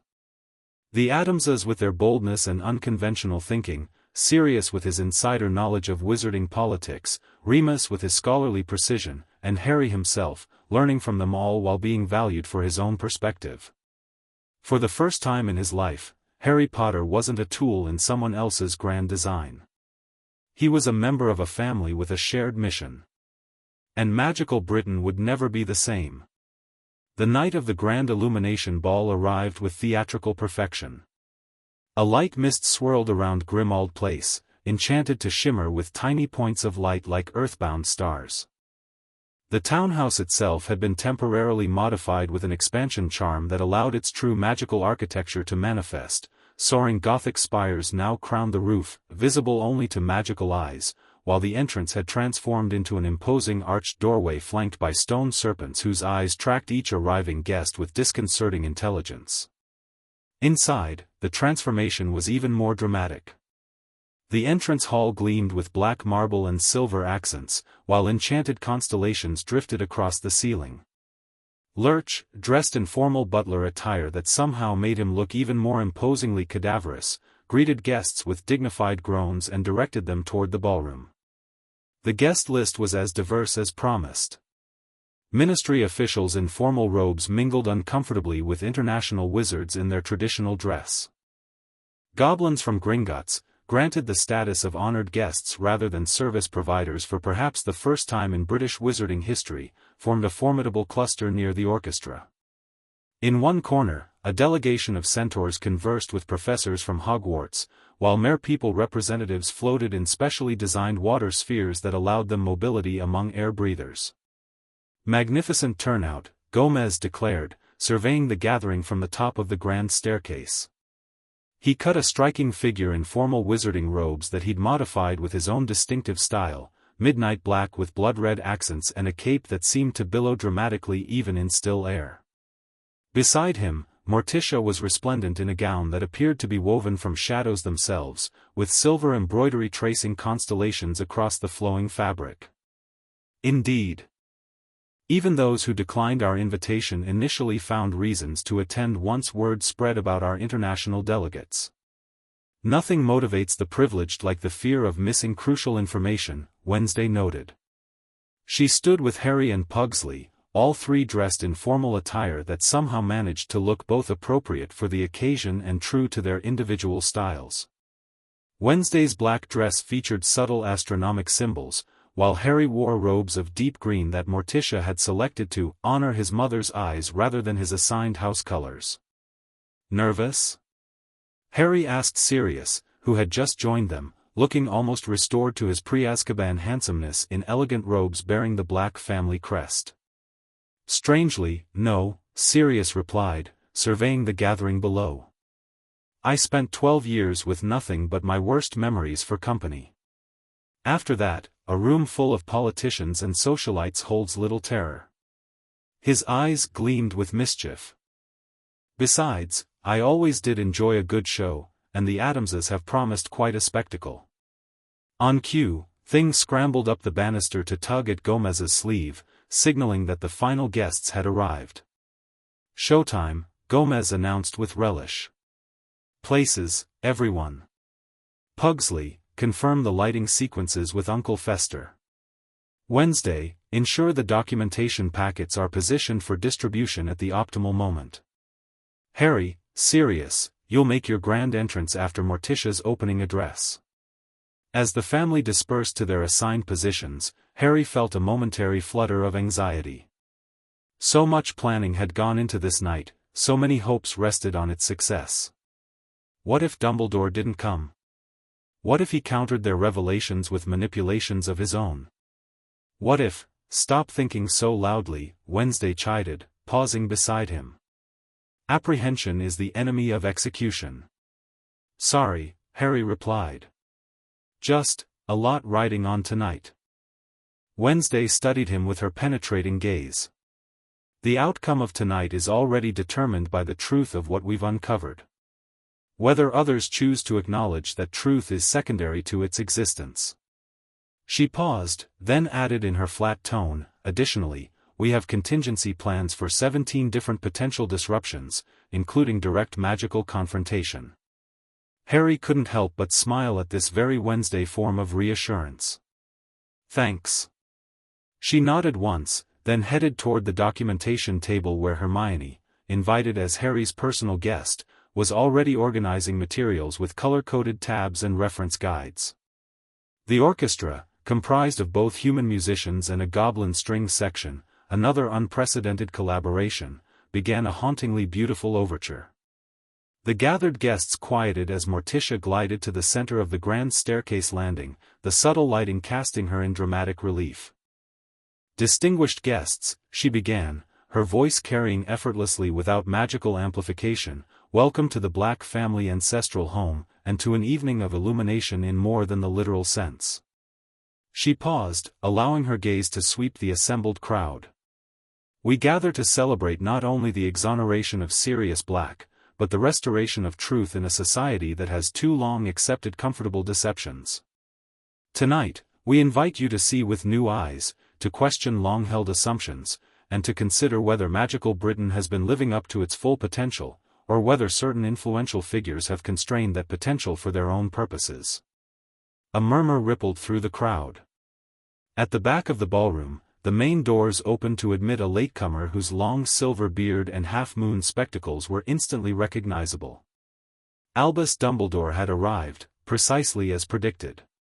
"Ah, Headmaster Dumbledore," Morticia acknowledged, not missing a beat. "How appropriate that you join us for this discussion of magical potential and its suppression. Your expertise in both areas is, after all, unparalleled."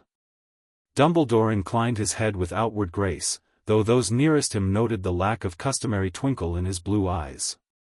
"Mrs. Addams. A most intriguing gathering you've assembled." "We believe in diverse perspectives," Morticia replied smoothly. "Speaking of which, may I present our guests of honor, Sirius Black, wrongfully imprisoned for 12 years, and his godson Harry Potter, wrongfully placed in an abusive Muggle home for 10 years. Both situations you had the power to prevent, yet curiously did not." Sirius and Harry appeared at the top of the stairs, presenting a unified front that drew gasps and applause from many guests. The contrast between them was striking yet complementary, Sirius with his aristocratic bearing now restored, Harry with his quiet dignity and unmistakable resemblance to his father. Dumbledore's expression remained carefully neutral as they descended, though his eyes followed Harry with particular intensity. A joyous reunion, to be sure. Though I must correct one misconception, Harry's placement was a necessary protection based on blood magic, a theory we've thoroughly examined and found fundamentally flawed, came Wednesday's voice as she joined her mother. Blood wards require genuine love and acceptance to function properly. In conditions of neglect or abuse, they deteriorate rather than strengthen. This is documented in no fewer than 7 magical traditions, though curiously absent from Hogwarts curriculum. She gestured to the international delegates, several of whom nodded in confirmation. "Young lady," Dumbledore began with grandfatherly patience, "complex magical theory requires contextual understanding that you prefer to monopolize?" Gomez suggested brightly, appearing beside his family. "Fascinating tendency, that. The most powerful wizard in Britain consistently discourages exploration of magical systems that might distribute power more broadly." He turned to address the crowd directly. "Ladies and gentlemen, honored beings of all species, tonight we present not accusations, but documentation. Not theories, but evidence. Not rhetoric, but demonstrations." With a dramatic flourish, he signaled Fester, who activated the elaborate lighting system. The ballroom darkened momentarily before illuminating in a completely new configuration. The ceiling now displayed a complex magical web, with golden threads connecting different magical traditions, theoretical frameworks, and practical applications. At the center of this web stood a representation of Hogwarts, with numerous threads severed or diverted. "What you're seeing," Morticia explained, "is a magical visualization of knowledge flow throughout British wizarding education over the past century. Note the systematic reduction in cross-cultural magical exchange, the elimination of certain branches of soul magic, ritual crafting, and communal enchantment, all coinciding with Albus Dumbledore's rising influence. This is preposterous, protested a portly wizard in ministry robes. Hogwarts curriculum changes have been approved by the Board of Governors, not unilaterally imposed. Indeed, Wednesday agreed. After being carefully guided by the Chief Warlock's recommendations and subtle pressure. We've interviewed 37 former board members who confirmed this pattern. She gestured to a table where several elderly witches and wizards nodded grimly. Their sworn testimonies are included in the documentation packets being distributed now. Throughout the ballroom, house elves in formal black family livery began distributing elegant folders containing meticulously organized evidence. Hermione had insisted on including executive summaries for busy ministry officials, detailed appendices for academic types, and pictorial representations for visual learners, a comprehensive approach to information sharing that was itself a rebuke to Dumbledore's selective distribution of knowledge. "You misinterpret educational refinement as suppression," Dumbledore countered, his voice carrying authority despite his increasingly isolated position. Certain magical practices were restricted because of their potential dangers, particularly to young minds. "A valid concern," agreed a tall, dignified wizard from the East African delegation, stepping forward. "But one that leads to guidance rather than prohibition in most magical societies. My people teach control alongside power, context alongside capability. Only the British magical education system has adopted this peculiar approach of complete restriction until arbitrary age requirements are met." Murmurs of agreement came from other international delegates, creating a ripple effect as British wizards and witches glanced at each other in dawning realization. "But the risks," Dumbledore began, "are magnified by ignorance, not reduced by it," Sirius interrupted, finding his voice. "James and Lily Potter died because they trusted a system that kept them dependent on your knowledge, your strategies, your decisions. They were brilliant magical practitioners limited by the narrow education you designed. And I was left with relatives who hated magic," Harry added quietly, his simple statement cutting through the growing debate, "not because it was the only safe option, but because it was the option that kept me isolated from my heritage, my rights, and my power." A hush fell over the ballroom. Harry Potter rarely spoke publicly about his childhood, making this calm indictment all the more powerful. "Every decision I made was for the greater good," Dumbledore said, finally abandoning pretense. "The prophecy," yes, the prophecy," Morticia interjected smoothly. "Perhaps it's time we addressed that particular manipulation directly."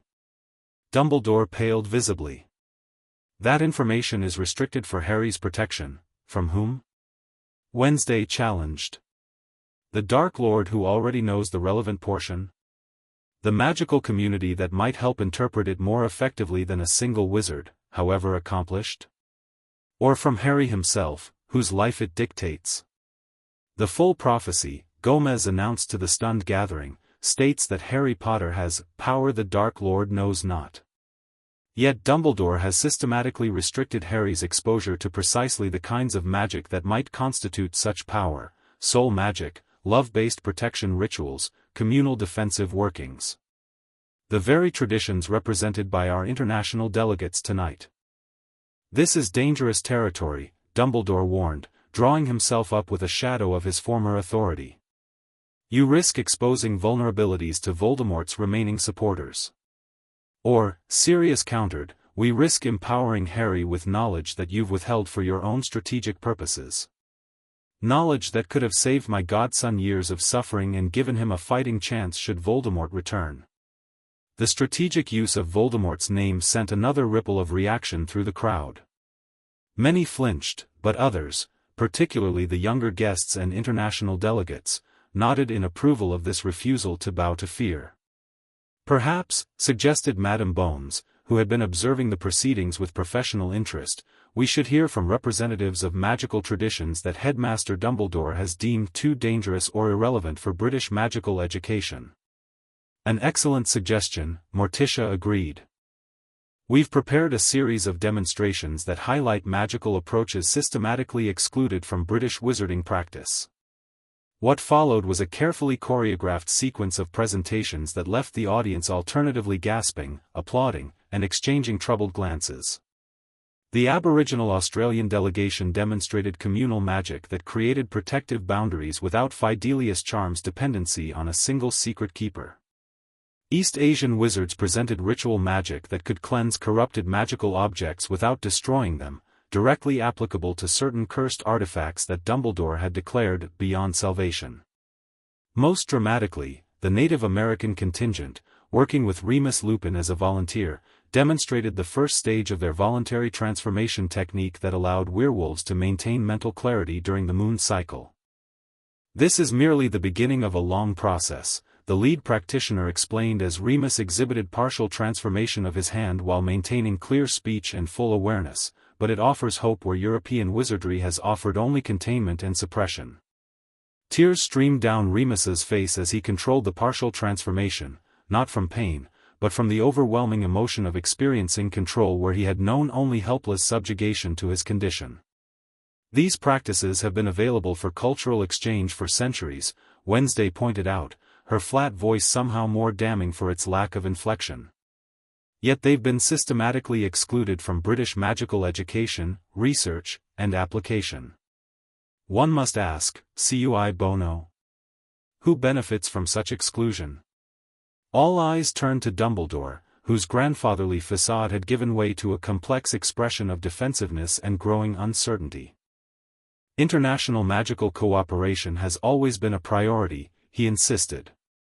The Triwizard Tournament is a competitive event between 3 European schools with similar magical traditions, Hermione interjected, surprising many with her willingness to challenge a figure she'd once revered.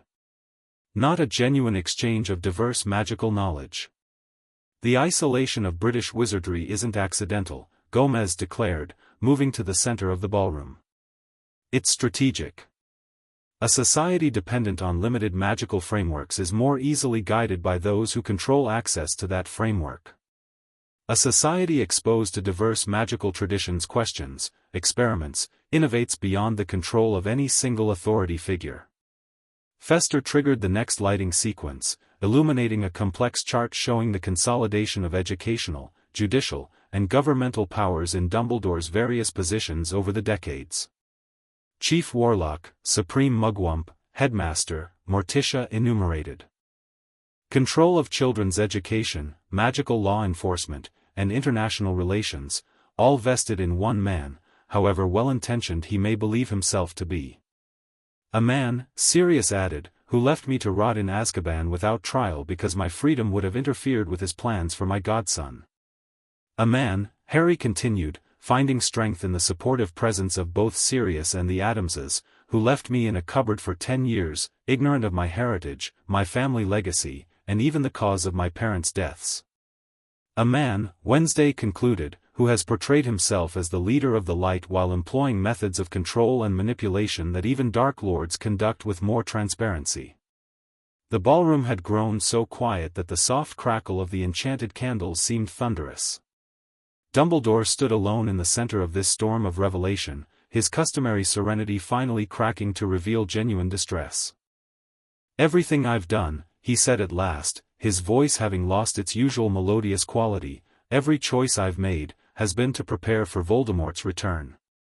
The prophecy, Harry must be ready, and would be more ready," Morticia observed gently, "with the full support of magical knowledge, loving guardians, and his rightful place in society than isolated, abused, and kept ignorant." The blood protection, Dumbledore tried again, was compromised the moment Harry's blood was taken for Voldemort's resurrection ritual, Wednesday stated flatly. A shocked gasp ran through the crowd. This particular detail had not been publicly disclosed. "How could you possibly know that?" Dumbledore demanded, visibly shaken. "We interviewed the groundskeeper of the Riddle property in Little Hangleton," Gomez explained conversationally, as if discussing nothing more significant than the weather. "Fascinating fellow," observed several interesting deliveries to the old manor house, special cauldrons, rare ingredients, and a very large snake. Our investigation suggested preparations for a ritual requiring blood of the enemy. Elementary deduction indicated Harry would be the target. You investigated, without alerting the authorities, Dumbledore began, outrage momentarily overcoming his shock. We alerted Madame Bones immediately, Morticia corrected him. Unlike some, we believe in working with proper authorities rather than circumventing them for our own agenda. Bones nodded confirmation. The DMLE has been monitoring the situation based on the Addams family's intelligence. We've implemented unprecedented security around Mr. Potter and are preparing a preemptive operation against the identified location. This is precisely what I feared, Dumbledore said, rallying slightly. Public discussion of sensitive information that should be carefully controlled, so that only you could decide who knows what? Sirius challenged. That approach left me in Azkaban, Harry in a cupboard, and magical Britain unprepared for Voldemort's first rise. Perhaps it's time for a new strategy. Such as transparency, accountability, and collective wisdom, Gomez suggested brightly. Radical concepts in some circles, I realize. The atmosphere in the ballroom had shifted dramatically. What had begun as a society gathering had transformed into something between a public reckoning and a revolutionary council. The evidence presented was too comprehensive to dismiss, the demonstrations too compelling to ignore, and the central figure, Harry Potter himself, too sympathetic to abandon.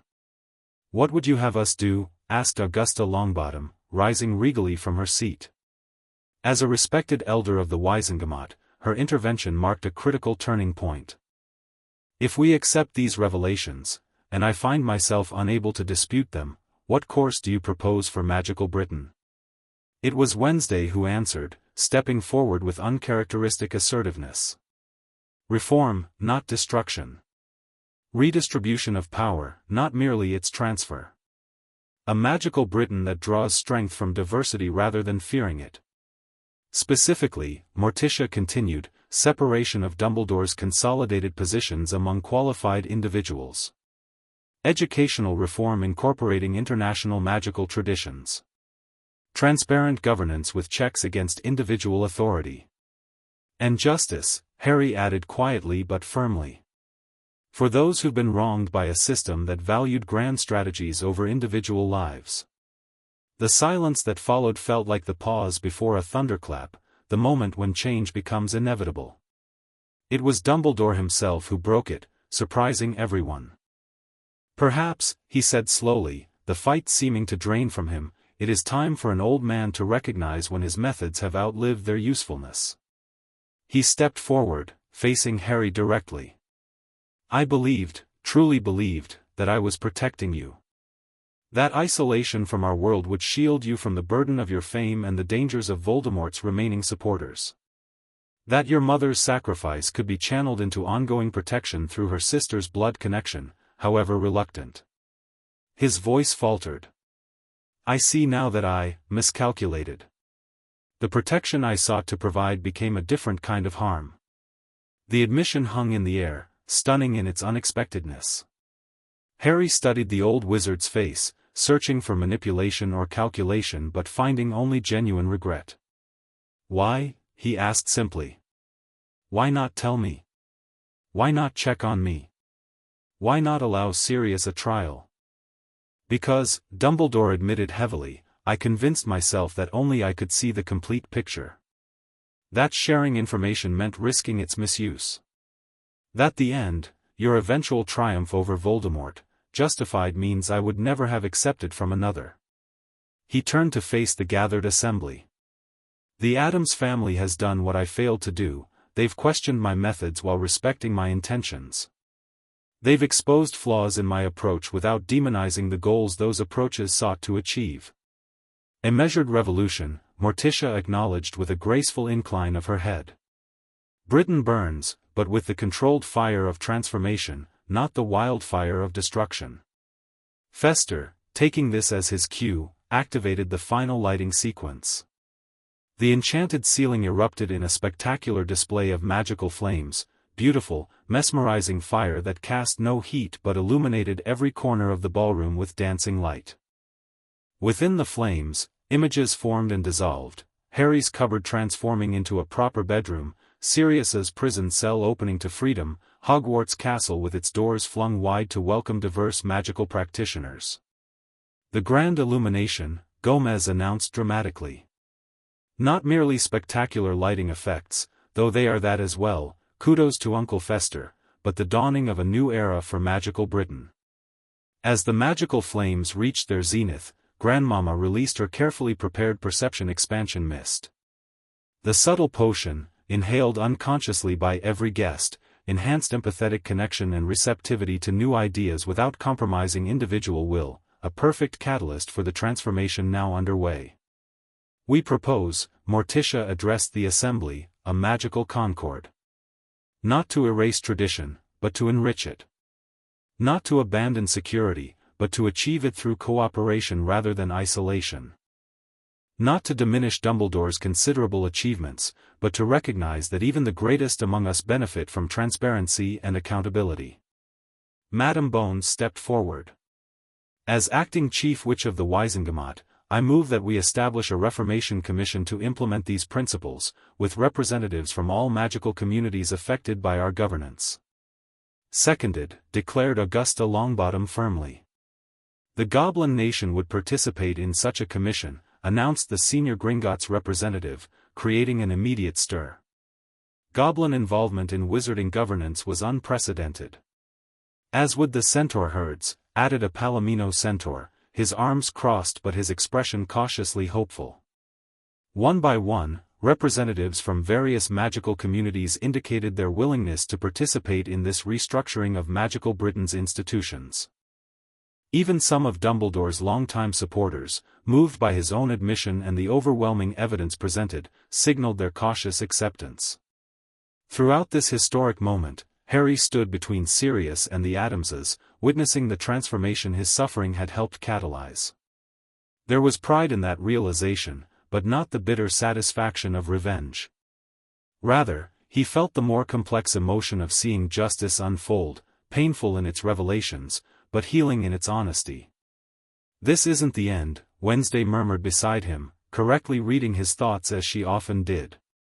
"Institutional change requires sustained pressure. And we'll maintain it," Harry affirmed, surprising himself with his certainty. Together. Sirius squeezed his shoulder in silent support, while Gomez nodded approvingly. "That's the spirit. Nothing bonds a family like a good revolution. The Addamses have toppled 3 governments and reformed at least 7 corrupt institutions over the centuries. Though never with such excellent catering," Morticia added with a small smile, gesturing to the refreshment tables where guests were now gathering in animated discussion groups, the initial shock giving way to engagement with the possibilities before them. Dumbledore, having spoken privately with several key allies, approached their group. He looked older than Harry had ever seen him, but also somehow unburdened, as if the weight of his secrets had been physically oppressive. "Harry," he said simply, "I owe you an apology greater than words can express." "You do," Harry agreed, finding unexpected strength in stating this truth plainly. "And to you, Sirius," Dumbledore continued, turning to the wrongfully imprisoned man. "My failure to ensure justice in your case is inexcusable." "It is," Sirius confirmed, his voice steady despite the emotion visible in his eyes. "But acknowledging that failure is the first step toward making amends." "Which brings me to you," Dumbledore said, addressing the Addams family. "You have accomplished in weeks what others failed to achieve in decades, holding power accountable without destroying the society that power was meant to protect. It is humbling to be the subject of such a masterful intervention." "We believe in surgical precision rather than blunt force," Morticia replied graciously. "Your intentions were admirable, Headmaster. Your methods required correction." "Indeed," Dumbledore acknowledged. "And now, if you'll permit an old man one final piece of unsolicited advice?" When no one objected, he continued, "Do not make my mistake of believing that good intentions excuse harmful methods. Power, even wielded for noble purposes, requires constant questioning, especially by those who hold it." With that, He bowed slightly and moved away, joining Minerva McGonagall in what appeared to be a somber but necessary conversation about Hogwarts' future. "Well," Gomez declared, breaking the reflective moment, "I believe this calls for a proper celebration. The revolution has begun, justice is unfolding, and our family has expanded most delightfully." He beamed at Harry and Sirius. "Lurch. The special vintage, if you please." As Lurch appeared with a dusty bottle that Sirius recognized with widened eyes as an extremely rare magical champagne, Wednesday tugged discreetly at Harry's sleeve. "There's someone you should meet," she said, leading him toward a quiet corner where a thin, elegantly dressed wizard waited. Something about the man's bearing seemed familiar to Harry, though he was certain they'd never met. "Harry Potter," the wizard said softly, his accent distinctly French. "I've waited many years for this introduction." "Harry," Wednesday stated, "this is Nicholas Flamel. He has information about soul magic that Dumbledore deemed too dangerous for you to know, information directly relevant to your connection with Voldemort." Harry's scar tingled at the mention, a sensation he'd grown accustomed to ignoring but now faced with new awareness. "Connection?" Flamel nodded gravely. "A fragment of a soul can attach itself to another during moments of extreme magical trauma, such as the night your parents died." Albus suspected but chose not to confirm, fearing the knowledge would either devastate you or be misused. "There's something of Voldemort in me?" Harry asked, instinctively reaching toward his scar. "There was," Flamel corrected gently. "The Addams family contacted me after noticing certain signatures in your magical aura. Their expertise in soul magic, a tradition my old friend Albus respects but has never fully embraced, allowed them to recognize what he had only theorized." "Was?" Harry repeated, focusing on the most important point. Wednesday nodded. "Grandmama performed the diagnostic when you first came to stay with us. We identified the soul fragment and developed an extraction ritual combining Egyptian, Haitian, and Carpathian techniques." Her usual flat expression softened slightly. "We were waiting for the optimal moment to discuss it with you. Soul magic requires informed consent." Harry felt momentarily dizzy with the implications. "Dumbledore knew, or suspected, that I had a piece of Voldemort's soul attached to me, and he just left it there? He believed its removal might require your death," Flamel explained gently. "A conclusion based on European magical traditions that treat soul magic as inherently dark and destructive rather than transformative. The ritual is completely survivable," Wednesday assured him with her characteristic bluntness. "Though moderately uncomfortable. We've scheduled it for the next dark moon, assuming you consent." Harry looked between them, processing this monumental revelation amid the already overwhelming events of the evening. "Why didn't you tell me sooner?" "We wanted you to have this information in context," came Morticia's voice as she joined them, having noticed the serious conversation. "To understand that what was done to you, both by Voldemort and by Dumbledore's subsequent decisions, was part of a larger pattern of control and manipulation. And we wanted to offer not just the problem, but the solution," Wednesday added. "The ritual is fully prepared, the practitioners assembled, the timing optimal. We would never proceed without your fully informed consent," Morticia emphasized. "Unlike others who have made decisions about your life without consulting you." Harry felt a surge of gratitude so powerful it momentarily overwhelmed his shock at learning about the soul fragment. The Addamses had not only identified a horrifying truth about his connection to Voldemort, but had immediately worked to solve it, and still prioritized his right to choose. "Thank you," he said simply, knowing they would understand all the complex emotions behind those two words. "When can we do this ritual?" 3 days hence, Flamel replied. "Under the dark moon, at a location the Addamses have prepared with appropriate magical protections." "I'll be there," Sirius declared, joining the group with perfect timing. "As will Remus." "You won't face this alone, Harry." "You never have to face anything alone again," Gomez added, completing their circle. "That's what family means, standing together against darkness, whether external or internal." As the ball continued around them, diplomats forging new connections, journalists documenting historic commitments, magical creatures negotiating their place in a reformed society, Harry felt the final pieces of his new reality settling into place. The Addams family had not only exposed Dumbledore's manipulations and secured Sirius's freedom, they had fundamentally rewritten the rules of his existence. No more cupboards. No more secrets kept for his own good. No more isolation disguised as protection. And soon, no more unwanted connection to the Dark Lord who had orphaned him. In burning away the corruption and control that had defined magical Britain, the Addamses had forged something precious from the ashes, a family bound not by blood but by choice, and a future limited only by Harry's own desires rather than others' designs for him. It was, he decided as Wednesday outlined the soul extraction ritual with her characteristic precision and Sirius listened with protective intensity, the most magical transformation of all. 3 months later, the changes in magical Britain were visible even to casual observers. Hogwarts now hosted a rotating faculty of international magical practitioners, exposing students to traditions previously deemed alternative or experimental. The Wisengamot had reorganized to include non-human representatives, their presence a constant reminder of magical diversity. The Daily Prophet, under Thing's unique editorial direction, had transformed from a ministry mouthpiece to a genuine journalistic institution, its unflinching coverage of the ongoing reforms earning international acclaim. Most significantly for Harry, his life had undergone a complete metamorphosis. The soul fragment had been successfully removed through the Addams' ritual, leaving his scar a simple mark rather than a connection to Voldemort.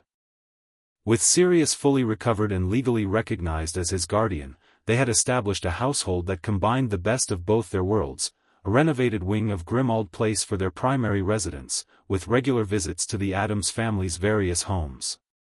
On this particular autumn evening, an unusual gathering had assembled in Grimmauld Place's formal dining room.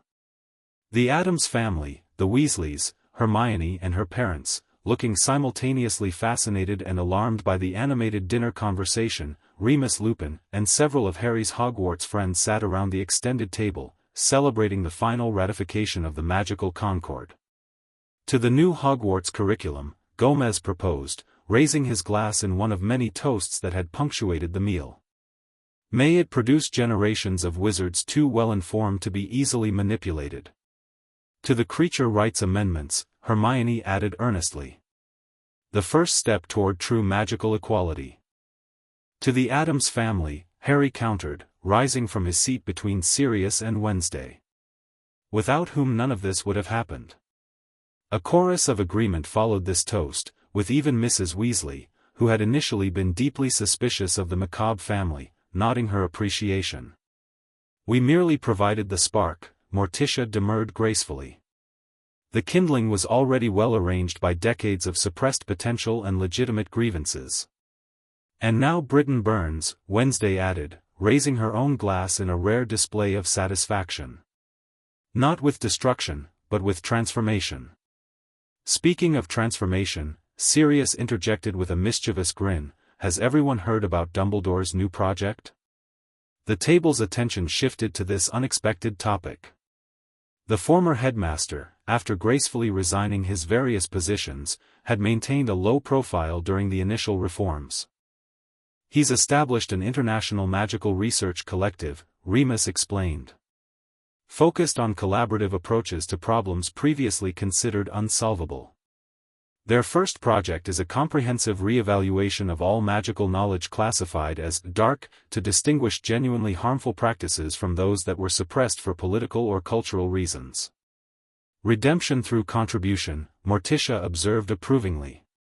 A more constructive approach than punishment. And more effective, Gomez agreed. Magical Britain needs his knowledge and experience, just not his unchecked authority. Harry, listening to this discussion of his former mentor, felt the complex emotions he'd come to associate with thoughts of Dumbledore. The anger remained, as did the sense of betrayal, but they were tempered now by understanding that didn't excuse but helped explain. The old wizard had been trapped in his own web of secrets and strategies, convinced of his unique ability to see the bigger picture. He sent me something, Harry mentioned, drawing curious looks from around the table. A letter and a package, delivered yesterday. What did it say?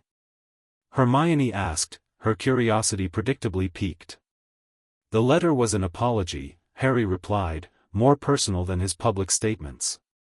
He acknowledged that he'd confused control with care, and strategy with wisdom. He paused, still processing the unexpected correspondence. He said that watching how the Addams family protected me while respecting my agency showed him the fundamental flaw in his approach. And the package? Sirius prompted gently. My parents' personal journals, Harry said, emotion making his voice slightly rough. He'd kept them all these years, claiming it was to protect sensitive information. Now he's returned them, along with memories he'd collected from their friends for a pensieve. The table fell momentarily silent, recognizing the significance of this gesture. A step toward atonement, Wednesday observed, breaking the silence. Incomplete but genuine. Yes, Harry agreed. That's how I saw it too. The conversation gradually resumed its celebratory tone, with Fred and George Weasley enthusiastically describing their latest magical invention to an alarmed Mr. Granger while Pugsley offered increasingly dangerous suggestions for improvements. Mrs. Weasley and Grandmama had developed an unlikely friendship based on their shared interest in medicinal herbs, though they differed dramatically on appropriate applications, and were deep in discussion about wolfsbane alternatives for Remus's ongoing treatment with the Native American specialists. As dinner transitioned to dessert, a spectacular creation that somehow combined traditional British trifle with Addams family elements that were better not inquired about too closely, Harry found himself momentarily observing rather than participating, taking in the improbable family that had formed around him. Satisfactory outcome? Wednesday asked quietly from beside him, her own dark eyes surveying the gathering. Beyond anything I could have imagined, Harry admitted. Sometimes I worry I'll wake up back in the cupboard under the stairs. Understandable trauma response, Wednesday nodded matter-of-factly. It should diminish with time and continued positive reinforcement. Harry smiled at her characteristic blend of emotional insight and clinical delivery. I never properly thanked you, you know.